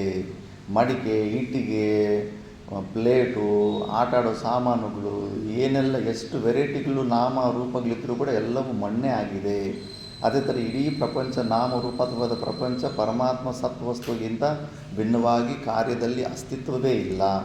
ಆದ್ದರಿಂದ ಸಕಲ ಜಗತ್ತು ನನ್ನ ಸ್ವರೂಪವೇ ಆಗಿದೆ, ನನ್ನ ಒಂದು ಪ್ರೊಜೆಕ್ಷನ್ನೇ ಆಗಿದೆ ಅಂದ್ಬಿಟ್ಟು ಈ ಥರ ಎಲ್ಲ ಲಯ ಮಾಡಿಕೊಂಡು ಮತ್ತು ಒಂದು ಓಂಕಾರದ ಉಚ್ಚಾರಣೆ ಇನ್ನೊಂದು ಮಧ್ಯದಲ್ಲಿ ಆ ಗ್ಯಾಪ್ ಏನಿದೆಯೋ ದೀರ್ಘೋಚ್ಚಾರಣಂ ಓಂಕಾರ ಅಂತಾರೆ. ದೀರ್ಘವಾಗಿ ಉಚ್ಚಾರ ಮಾಡಬೇಕು. ಒಂದು ಓಂಕಾರ ಉಚ್ಚಾರಣೆ ಮಾಡಿ ಮತ್ತು ಇನ್ನೊಂದು ಓಂಕಾರ ಉಚ್ಚಾರಣೆ ಮಾಡೋದು ಮಧ್ಯದಲ್ಲಿ ಗ್ಯಾಪ್ ಬೆಳೆಸ್ಕೊಂತ ಹೋಗ್ತಾ ಇರಬೇಕು. ಆ ಗ್ಯಾಪಲ್ಲಿ ಉಸಿರು ಆಡಬಾರ್ದು, ಪ್ರಾಣಾಯಾಮ ನಡಿಬೇಕು. ಓಂಕಾರ ಚೆನ್ನಾಗಿ ಉಸಿರು ತಗೊಂಡು ಮೆಲ್ಲಗೆ ಓಂಕಾರ ಉಚ್ಚಾರಣೆ ಮಾಡಿಬಿಟ್ಟು ಮತ್ತು ಇನ್ನೊಂದು ಗ್ಯಾಪಲ್ಲಿ ರೇಚಕ ಆಗಲಿ ಕುಂಭ ಬಾಯಿನ ಹೊರಗಡೆ, ಯಾಕಂದರೆ ಉಚ್ಚಾರಣೆ ಮಾಡಿದ್ಮೇಲೆ ವಾಯೆಲ್ಲ ಹೊರಗಡೆ ಹೋಗ್ಬಿಟ್ಟಿರುತ್ತೆ. ಆ ಖಾಲಿ ಹೊಟ್ಟೆಯಲ್ಲಿ ಸ್ವಲ್ಪ ಹೊತ್ತು ಹಂಗೆ ಇರೋ ಅಭ್ಯಾಸ ಮಾಡಬೇಕು. ಮತ್ತು ಉಸಿರು ತಗೊಂಡಾಗ ಮತ್ತೆ ಮೆಲ್ಲಗೆ ತಗೋಬೇಕು. ಈ ಥರ ವಿಚಾರ ಮಾಡ್ಕೊತ ನನ್ನ ಸ್ವರೂಪ, ಆ ಓಂಕಾರ ನಾನೇ, ನನ್ನ ಸ್ವರೂಪವೇ ಆಗಿದೆ. ತಸ್ಯ ವಾಚಕಃ ಪ್ರಣವಃ. ಪ್ರಣವ ಅನ್ನೋದು, ಓಂಕಾರ ಅನ್ನೋದು ಪರಮಾತ್ಮನ ಹೆಸರು ಅಂತ ಯೋಗ ಸೂತ್ರಗಳು ಕೂಡ ಹೇಳ್ತವೆ. ಈ ಥರ ಲಯ ಮಾಡಿಕೊಂಡು ಆ ಗ್ಯಾಪ್ ಎಲ್ಲ ಹೆಚ್ಚು ಮಾಡ್ಕೊತ ಪ್ರಾಣವಾಯುವನ್ನು ಕೂಡ ಬಂಧನ ಮಾಡ್ಕೊತಿದ್ರೆ, ಪ್ರಾಣನ ನಿಲ್ಲಿಸಿದ್ರೆ ಮನಸ್ಸು ನಿಲ್ಲುತ್ತೆ, ಮನಸ್ಸನ್ನು ನಿಲ್ಲಿಸಿದ್ರೂ ಪ್ರಾಣ ನಿಲ್ಲುತ್ತೆ. ಇವೆರಡು ತುಂಬ ಡೈರೆಕ್ಟ್ ಕನೆಕ್ಷನ್ ಇರುತ್ತೆ. ಪ್ರಾಣಬಂಧನಾತ್ ಲೀನ ಮಾನಸ ಬಂದ್ಬಿಟ್ಟು ಈ ಥರ ಆವಾಗ ನೀನು ಪ್ರಾಣಾಯಾಮ ಈ ಥರ ವಿಚಾರ ಮಾಡಿ ನೀನು ಅಹಂಗ್ರೀವ ಉಪಾಸನ ಮಾಡಿದಾಗ ಆವಾಗ ನಿನಗೆ ನೀನು ಹುಡುಕ್ತಾ ಇರೋ ಶಾಂತಿ, ನಿನ್ನ ಸ್ವರೂಪ ಸಿಗುತ್ತೆ. ಆದ್ದರಿಂದ ಇದು ಈ ಥರ ವಿಚಾರ ಮಾಡ್ಕೋಬೇಕು. ಮಿಥ್ಯಾತ್ವ ದರ್ಶನ ಎಷ್ಟು ಯುಕ್ತಿಯಿಂದ ಸಿದ್ಧ ಮಾಡ್ತಾರೆ ಭಾಷೆಯಲ್ಲಿ. ಒಂದು ಚೂರು ಚಾನ್ಸೇ ಇಲ್ಲ ಯುಕ್ತಿಯಿಂದ ವಿಚಾರ ಮಾಡಿದ್ರೆ ಹೊರಗಡೆ ಈ ಜಗತ್ತು ಸತ್ಯ ಇದೆ ಅಂತ. ವಿಚಾರ ಮಾಡಲಿಲ್ಲ ಅಂದರೆ ಎಲ್ಲವೂ ಸತ್ಯ ಕಾಣಿಸ್ತಾ ಇರ್ತದೆ. ಸ್ವಪ್ನದಲ್ಲಿ ಕೂಡ ಎಲ್ಲ ಸತ್ಯ ಕಾಣಿಸ್ತಾ ಇತ್ತು. ಅಲ್ಲೂ ದುಃಖಗಳು ಬಂತು, ಅಳ್ತಾ ಇದ್ವಿ, ಕಷ್ಟಗಳು, ಸಮಸ್ಯೆಗಳು ಎಲ್ಲ ಬರ್ತಾ ಇರ್ತದೆ. ಎಚ್ಚರ ಆದ ತಕ್ಷಣ ಅವೆಲ್ಲ ಮಿಥ್ಯೆ ಆಗಿಬಿಡುತ್ತೆ. ಇಲ್ಲಿ ವಿವೇಕದಿಂದನೇ ಎಚ್ಚರ ಆಗಬೇಕು ಜಾಗೃತ ಅವಸ್ಥೆಯಲ್ಲಿ. ಈ ಥರ ಇದರಲ್ಲಿ ಸ್ವಲ್ಪ ವಿಚಾರ ಬಂದಿತ್ತು. ಮತ್ತು ಇದು ಕೇವಲ ಮೊದಲನೇ ಪಾದದ ವಿಚಾರ. ಇನ್ನು ಮಿಕ್ಕಿದ್ದು ಈ ಶ್ಲೋಕದಲ್ಲಿ ಅರ್ಥ ಏನಿದೆ? ತತ್ವದರ್ಶಿ. ತತ್ವದರ್ಶಿ ಅಂದರೆ ಯಾರು? ಮಂಗಳ ಚೈತನ್ಯ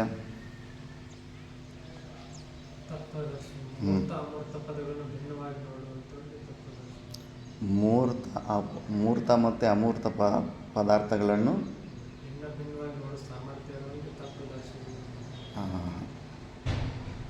ಮೂರ್ತ ಅಂದರೆ ಆಕಾಶ ಮತ್ತು ವಾಯು, ಅಮೂರ್ತ ಅಂದರೆ ಆಕಾಶ ವಾಯು, ಮೂರ್ತ ಅಂದರೆ ಅಗ್ನಿ ನೀರು. ಅವೆರಡರೂ ಸಪ್ರೇಟಾಗಿ ನೋಡಿದ್ರೆ ಎಲ್ಲಿ ಜ್ಞಾನ ಆಯಿತು?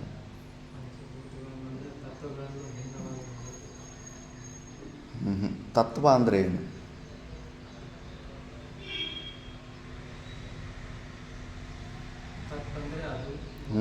ತತ್ತಂದರೆ ತತ್ವಮಸಿಯಲ್ಲಿ ತತ್ತಂದರೆ ಏನು?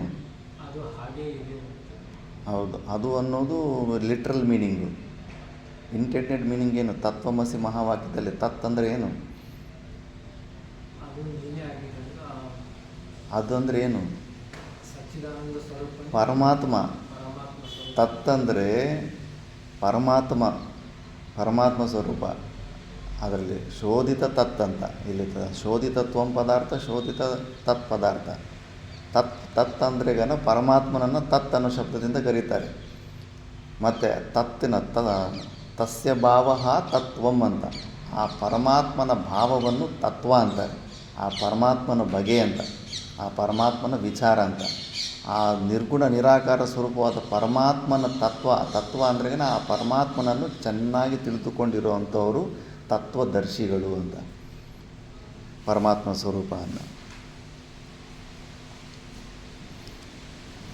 ಮತ್ತು ಆ ತತ್ವದರ್ಶಿಗಳು ಅಂತನ ನೋಡಿದರೆ ಅಂದರೆ ಅರ್ಜುನನಿಗೆ ಏನು ಮೆಸೇಜ್ ಇದರಲ್ಲಿ?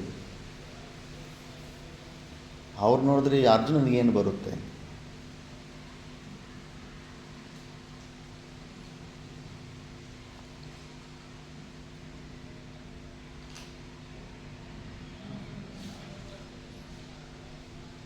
ತತ್ವದರ್ಶಿಗಳು ದೃಷ್ಟಾಂತ ಕೊಡ್ತಾ ಇದ್ದಾನೆ ಅಂದರೆ ಅರ್ಜುನನಿಗೆ ಇಂಟೆಂಡೆಡ್ ಮೀನಿಂಗ್ ಏನು? ಭಾಷೆದಲ್ಲಿ ಲಾಸ್ಟು ಸೆಂಟೆನ್ಸಲ್ಲಿ ಸಿಕ್ಬಿಡುತ್ತೆ.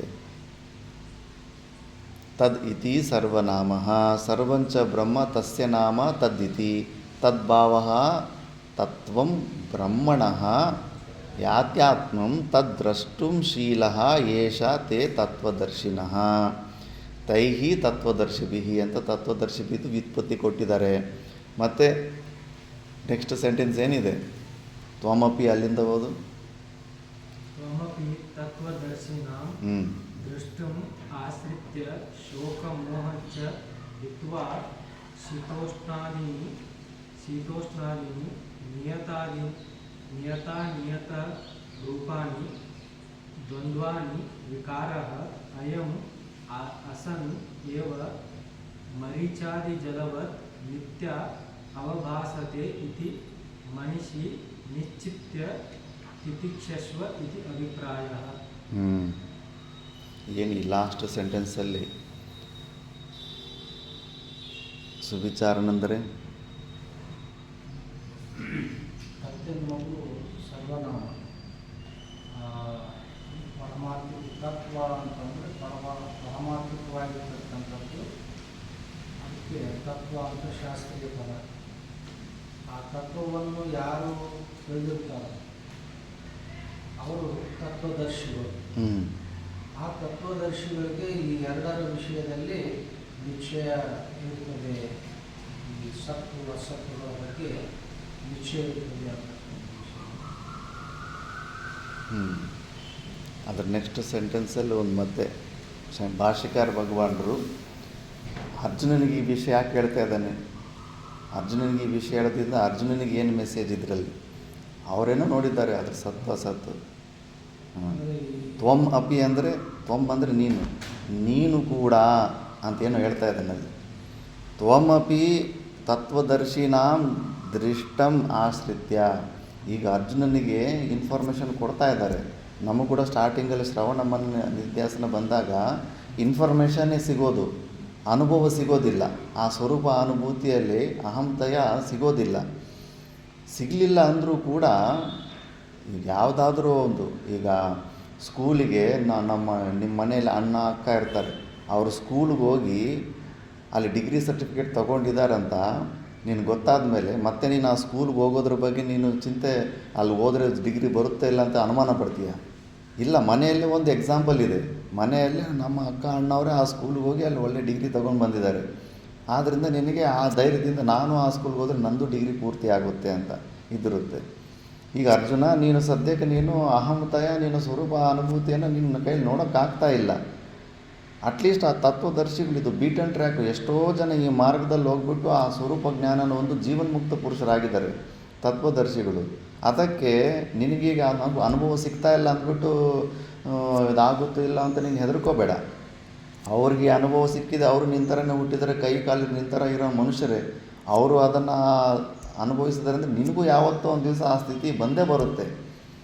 ಆದ್ದರಿಂದ ತತ್ವದರ್ಶಿನಾಂ ದೃಷ್ಟಂ ಆಶ್ರಿತ್ಯ, ಈ ತತ್ವದರ್ಶಿಗಳ ಬಗ್ಗೆ ಸ್ವಲ್ಪ ವಿಚಾರ ಮಾಡಿ ಅವರ ಅನುಭವವನ್ನು ಕೂಡ ಉಪನಿಷತ್ತಲ್ಲೂ ಕೂಡ ಜೀವನ್ಮುಕ್ತ ಪುರುಷರ ಅನುಭವ, ಜನಕ ಮಹಾರಾಜ, ಯಾಜ್ಞವಲ್ಕ್ಯ ಅವರ ಅನುಭವ ಕೂಡ ಪ್ರಮಾಣ ಅಂತಾರೆ ಪರಮಾತ್ಮನ ವಿಷಯದಲ್ಲಿ. ಶಾಸ್ತ್ರ ಮತ್ತು ಜೀವನ್ಮುಕ್ತ ಪುರುಷರ ಅನುಭವ, ನಮ್ಮೆಲ್ಲ ಮುಮುಕ್ಷುಗಳ ಅನುಭವ, ಎಲ್ಲ ಪ್ರಪಂಚದಲ್ಲಿರೋರು ಆ ಅನುಭವ ಕೂಡ ಪ್ರಮಾಣ ಆಗುತ್ತೆ. ಅದನ್ನು ನೋಡಿ ಆಶ್ರಿತ್ಯ ಶೋಕಮೋಹಂಚ ಇತ್ವ, ನೀನು ಶೋಕಮೋಹಗಳನ್ನು ದೃಷ್ಟಿಯಲ್ಲಿ ಏನೆಲ್ಲ ನೀನು ದೊಡ್ಡ ಸಮಸ್ಯೆ ಅಂತ ಇದೆಯಾ, ಶೀತೋಷ್ಣಾದೀನಿ ನಿಯತ ಅನಿಯತ ರೂಪಾನಿ ದ್ವಂದ್ವಾನಿ ವಿಕಾರ ಅಯಂ ಅಸತ್ತೇವ. ಇದನ್ನು ನೀನು ಅಸತ್ ಅಂತ ತಿಳ್ಕೋ. ಯಾವ ಥರ ಅಂದರೆ ಮರೀಚಿ ಜಲವನ್ನು ಮಿಥ್ಯ ಅವಭಾಸತೆ. ನಾವು ಎಷ್ಟು ತಿಳ್ಕೊಂಡು ಕೂಡ ಪ್ರಪಂಚ ಮಾಯ ಆಗ್ತಾಯಿಲ್ಲ ಟಪ್ ಅಂತ. ಹಗ್ಗ ಏನೋ ಹಾವು ಥರ ಕಾಣಿಸ್ತಾ ಇತ್ತು, ಅದ್ರ ಜ್ಞಾನ ಬಂದ ತಕ್ಷಣ ಮತ್ತೆ ಹಾವು ಕಾಣಿಸ್ಲಿಲ್ಲ ನಮಗೆ. ಆ ಥರ ಈ ಪ್ರಪಂಚ ಅಸತ್ತಾದರೆ ಇದೇನು ಮಾಯನೇ ಆಗ್ತಾಯಿಲ್ಲ, ಅದೃಶ್ಯ ಆಗ್ಬಿಡ್ಬೇಕಲ್ಲ ಅನ್ನೋ ಎಕ್ಸ್ಪೆಕ್ಟೇಷನ್ ಇಟ್ಕೋಬೇಡ. ಮರುಚಿ ಥರ ಇದು ಸೋಪಾಧಿಕ ಅಧ್ಯಾಸ.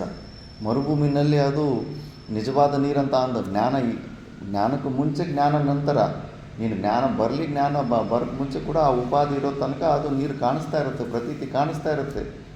ಇಲ್ಲೂ ಕೂಡ ಅಷ್ಟೇ, ನಿನಗೆ ಎಲ್ಲಿ ತನಕ ನಿನಗೆ ಬುದ್ಧಿ ಆ್ಯಕ್ಟಿವ್ ಆಗಿರುತ್ತೋ ಅಲ್ಲಿ ತನಕ ಈ ಪ್ರಪಂಚದ ಪ್ರತೀತಿ ಕಾಣಿಸ್ತಾನೆ ಇರುತ್ತೆ. ಆದ್ದರಿಂದ ನೀನು ವಿಚಾರ ಮಾಡಬೇಕು, ನೀನು ಯಾವತ್ತೋ ಒಂದು ದಿವಸ ಸ್ವರೂಪ ಆನಂದನ ಹೊಂದೋದಕ್ಕೆ ಹೋಗ್ತೀಯ.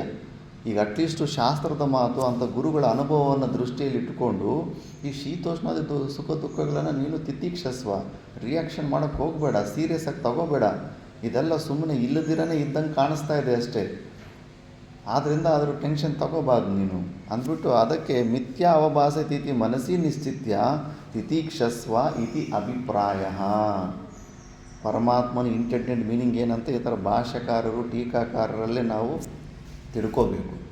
ಸುಮ್ಮನೆ ಅದು ಮಾತಾಮಾನಿಕೇಶ್ವರಮ್ಮವ್ರು ಇದೇ ಮಾತಂತಿದ್ರು, ಎಲ್ಲ ಆ ಗುರುಗಳನ್ನ ಹೊಗಳ್ತಾ ಇದ್ರೆ ಈ ಗುರುನ ಅವರು ಗ್ರೇಟ್ ಆದರೆ ನಿನಗೇನು ಬಂತು, ನೀನೇನಾಗಿದೆಯಾ, ನೀನು ಆ ಥರ ಆಗಬೇಕು. ಸುಮ್ಮನೆ ಅವ್ರ ರೇಟ್ ಇವ್ರ ರೇಟ್ ಅಂತ ಅಷ್ಟರಲ್ಲಿ ನಿಂತೋಗ್ಬಿಟ್ರೆ ಯಾಕೆ? ನೀನು ಆ ಥರ ಆಗಬೇಕು. ಇಲ್ಲಿ ತತ್ವದರ್ಶಿಗಳು ನೋಡಿದ್ದಾರೆ ಅಂದರೆ ಅರ್ಜುನನಿಗೆ ಏನು ಸಿಗುತ್ತೆ? ನೀನು ಅದೇ ತತ್ವದರ್ಶಿಗಳ ಅನುಭವವನ್ನು ದೃಷ್ಟಿಯಲ್ಲಿ ಇಟ್ಕೊಂಡು ನೀನು ಕೂಡ ಅದೇ ಥರ ಯಾವತ್ತೊಂದು ದಿವಸ ಆ ಸ್ಥಿತಿಗೆ ಹೋಗ್ತಿದೆಯಾ? ಅಲ್ಲಿ ತನಕ ಅದಕ್ಕೆ ಇದನ್ನು ಸಹನೆ ಮಾಡು. ವಾಸ್ತವಿಕವಾಗಿ ಸುಖ ದುಃಖಗಳು, ಶೀತ ಉಷ್ಣ ಇವೆಲ್ಲವೂ ಕೂಡ ಪ್ರತಿಯೊಂದು ಕೂಡ ಅಸತ್ತು ವಸ್ತುವೇ ಆಗಿದೆ. ವಂದ್ಯಾಪುತ್ರ ಹೆಂಗೆ ಇಲ್ಲವೇ ಇಲ್ವೋ ಪ್ರಪಂಚದಲ್ಲಿ, ಅದೇ ಥರ ಇವೆಲ್ಲ ವಸ್ತುಗಳು ಇಲ್ಲವೇ ಇಲ್ಲ. ವ್ಯಾವಹಾರಿಕ ಸತ್ಯದಲ್ಲಿ ನಿನಗೆ ಪ್ರಾಕ್ಟಿಕಲ್ಲಾಗಿ ನೋಡೋಕ್ಕೆ ನಿನಗೆ ಕಷ್ಟ ಆಗ್ತಾಯಿದೆ. ನಿರ್ವಿಕಲ್ಪ ಸಮಾಧಿ ಸ್ಥಿತಿಗೆ ಅಂಥ ಸ್ಥಿತಿಗೆ ಹೋದಾಗ ಅದು ಸ್ಪಷ್ಟ ರೂಪದಲ್ಲಿ ನಿನಗೆ ಅರ್ಥ ಆಗುತ್ತೆ. ಚಂದ್ರಶೇಖರ ಭಾರತಿ ಸ್ವಾಮೀಜಿಗಳು ದೇವಿಗೆ ಕುಂಕುಮಾರ್ಚನೆ ಮಾಡ್ತಾಯಿರ್ತಾರೆ ಶೃಂಗೇರಿ ಮಠದಲ್ಲಿ. ವಿವೇಕ ಚೂಡಾಮಣಿ ಮೇಲೆ ಟೀಕಾ ಬರೆದು ಅವಧೂತರವರು ಅಲ್ಲಿ ತತ್ಪದಾರ್ಥ ಲಕ್ಷ್ಯಾರ್ಥೈ ನಮೋ ನಮಃ ಅಂತ, ದೇವಿ ಕೂಡ ತತ್ಪದ ಲಕ್ಷ್ಯಾರ್ಥಾಯಿ ಅಂತ. ತತ್ಪದದ ಲಕ್ಷ್ಯಾರ್ಥವೇನಾಗಿದೆ? ನಿರ್ಗುಣ ನಿರಾಕಾರ ಸ್ವರೂಪವಾದ ಪರಮಾತ್ಮ. ಲಕ್ಷ್ಯಾರ್ಥದಂಥವು ದೇವಿ ನಿನಗೆ ನಮಸ್ಕಾರ ಅನ್ನೋ ಒಂದು ನಾಮಾವಳಿಯಲ್ಲಿ ಅರ್ಚನೆ ಮಾಡುವಾಗ ಒಂದು ಬರುತ್ತೆ. ಅದು ಬಂದು ಹಿಂಗೆ ಮಾಡಿದ್ರೆ ಹಂಗೆ ಸಮಾನ ಸ್ಥಿತಿಗೆ ಹೊಟ್ಟೋಗ್ಬಿಟ್ಟಿದೆ. ಮತ್ತು ಸುತ್ತಮುತ್ತ ಎಲ್ಲ ಅಲ್ಲಿ ಇರುವೆಗಳೆಲ್ಲ ಬಂದು ಎಲ್ಲ ಕಚ್ತದೆ. ಯಾರೂ ಶೇಕ್ ಮಾಡೋಂಗಿಲ್ಲ, ಕದಲಿಸೋಂಗಿಲ್ಲ ಸಮಾಧಿ ಸ್ಥಿತಿಲಿದ್ದಾಗ.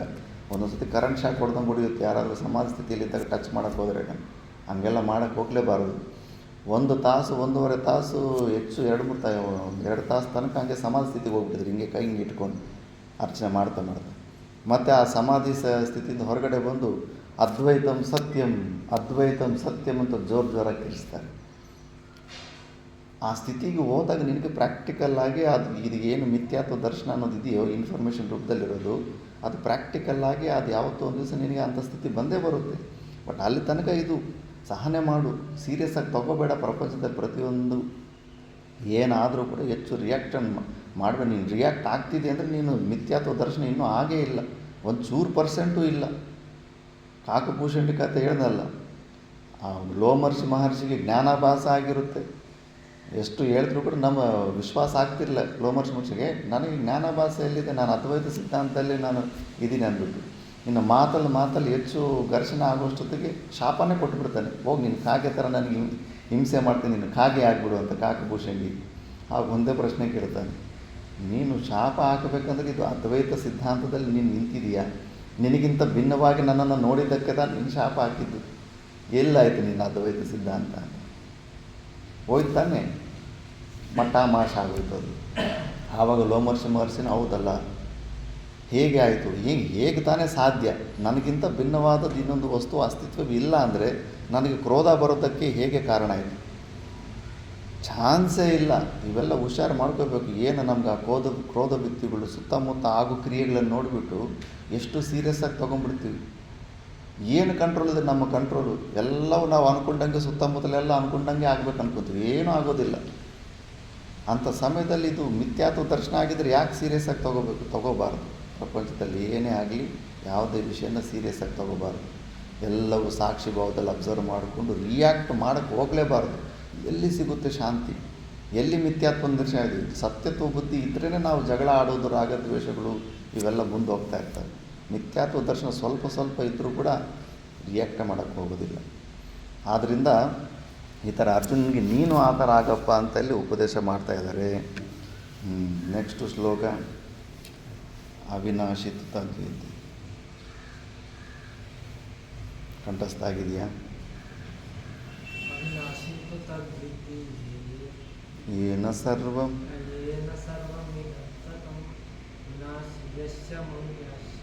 ವಿನಾಶಮವ್ಯಯಸ್ಯಾಸ್ಯ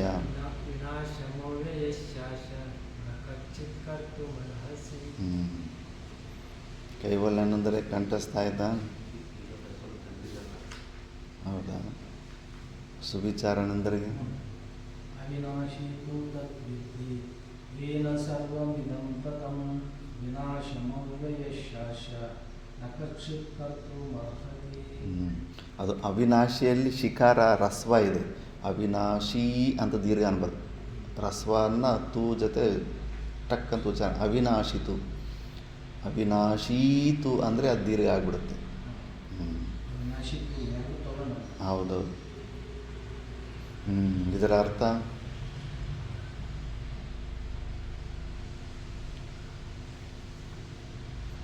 ಅವಿನಾಶಿ ತು ತದ್ವಿದ್ಧಿ ಏನ ಸರ್ವಂ ಇದಂ ತತಂ. ಈ ಜಗತ್ತೆಲ್ಲ, ಈ ವಿಶ್ವವೆಲ್ಲ, ಈ ಬ್ರಹ್ಮಾಂಡವನ್ನು ಯಾಕೆ ವ್ಯಾಪಿಸಿಕೊಂಡಿದೆ, ಅದು ಅವಿನಾಶಿ ತತ್ವ ಇದೆ. ಅದು ಯಾವಾಗಲೂ ವಿನಾಶ ಆಗುವಂಥದ್ದಲ್ಲ. ಅದನ್ನು ವಿನಾಶ ಮಾಡಲಿಕ್ಕೆ ಯಾರಿಂದಲೂ ಸಾಧ್ಯವಿಲ್ಲ. ನ ಕಚ್ಚಿ ವಿನಾಶ ಮೌಲ್ಯಯಶ ನ ಕಚ್ಚಿ ಕರ್ತು ಅರ್ಹತಿ. ಆ ಒಂದು ಅವಿನಾಶಿ ತತ್ವವನ್ನು ವಿನಾಶ ಮಾಡಲು ಯಾರಿಂದಲೂ ಸಾಧ್ಯವಿಲ್ಲ. ಆ ಅವಿನಾಶಿ ತತ್ವವೇ ಈ ಜಗತ್ತೆಲ್ಲವನ್ನು ವ್ಯಾಪಿಸಿಕೊಂಡಿದೆ. ಸರ್ವಮಿದಂ ತತಂ ವ್ಯಾಪ್ತಂ ಅಂತ. ಆ ಅವಿನಾಶಿ ತತ್ವದಲ್ಲೇ ಎಲ್ಲವೂ ವ್ಯಾಪ್ತವಾಗಿದೆ. ಅದನ್ನು ತದ್ವಿದ್ದಿ, ನೀನು ಅದನ್ನು ತಿಳ್ಕೋ. ಮತ್ತು ವಿನಾಶಂ ಅವ್ಯಯಸ್ಯ ಅಸ್ಯ ನ ಕಶ್ಚಿತ್ ಕರ್ತುಮರ್ಹತಿ. ಭಾಷೆದಲ್ಲಿ ಒಂದು ಒಳ್ಳೆ ಪದ ಆಡಿದ್ದಾರೆ. ಕಶ್ಚಿತ್ ಅಂದರೆ ಯಾರಿಂದ್ರ, ಎನಿಬಡಿ ಅಂತ. ನಾಟ್ ಎನಿಬಡಿ, ಯಾರ ಕೈಯಲ್ಲೂ ಕಶ್ಚಿತ್ ಅಂತ.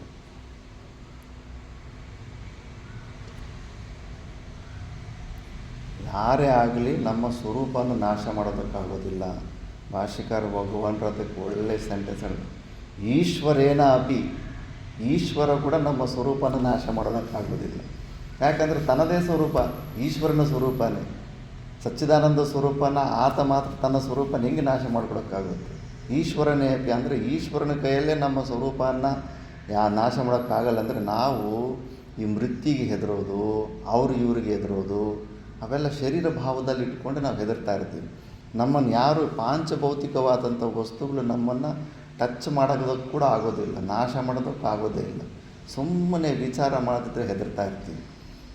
ಆ ಮೃತ್ಯುಗೆ ಹೆದರೋದು, ಈ ಹಸಿವು ಬಾಯಾರಿಕೆ ನಮಗೇನು ಅನ್ನಿಸ್ತಾ ಇದೆ, ಅಯ್ಯೋ ಈ ಹಸಿವು ಬಾಯಾರಿಕೆಗೆ ಏನೋ ಒಂದು ಬೇರೆ ಅಡ್ಜಸ್ಟ್ಮೆಂಟ್ ಮಾಡ್ಕೋಬೇಕಂತ. ಅಸಲು ಪ್ರಾಣದ ಅವಶ್ಯಕತೆನೇ ಇಲ್ಲ. ಉಸಿರಾಡೋದನ್ನು ನಿಲ್ಲಿಸಿ ಕೂಡ ಅವರ ಸ್ವರೂಪದಲ್ಲಿ ನಿರ್ವಿಕಲ್ಪ ಸಮಾಧಿ ಸ್ಥಿತಿಯಲ್ಲಿರ್ತಾರೆ. ಈ ಶರೀರದಲ್ಲಿ ಇರಬೇಕು, ಜೀವಿಸಬೇಕು ಅನ್ನೋದೇ ದೊಡ್ಡ ಸಮಸ್ಯೆ ನಮ್ಮದು.